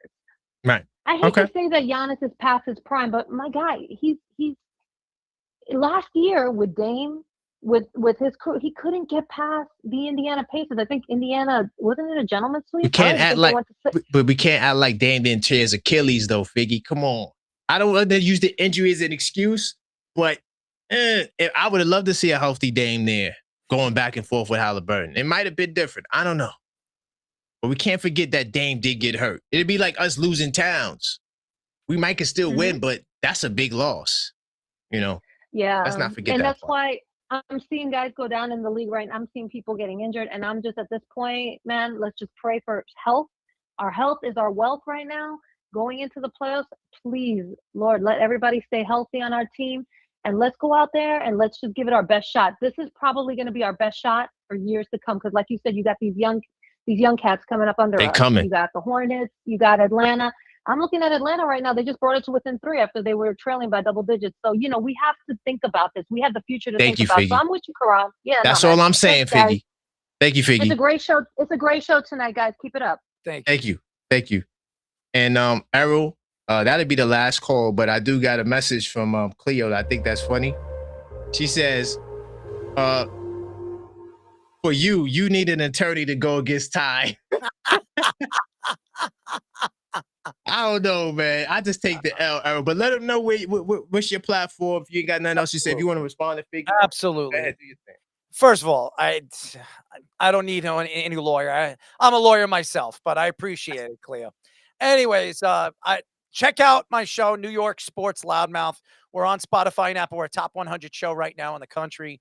We're doing so many big things right now. You want to watch us on YouTube? We'll be live tomorrow at 7 p.m.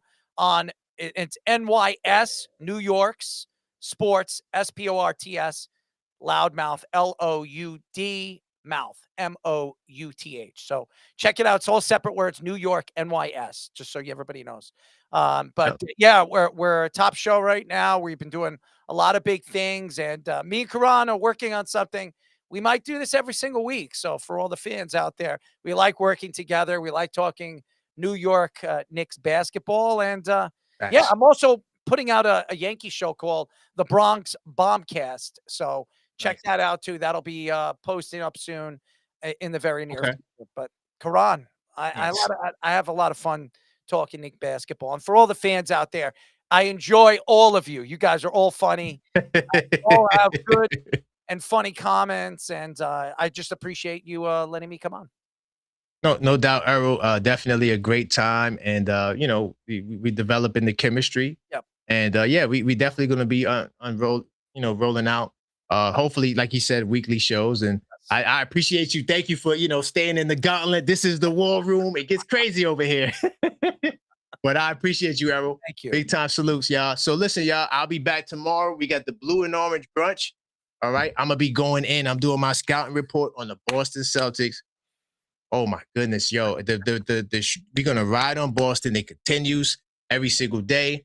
And I look forward to seeing you guys there. And then also, right after that game tomorrow, where there's smoke, there's fire, win or lose, we going live. And Boston, you can call up. Don't be scared to get there. Because listen, I'm telling you right now, sometimes the fire gets really hot. But big time salute. And I do appreciate all of you guys. And until next time, as always, let's go Knicks.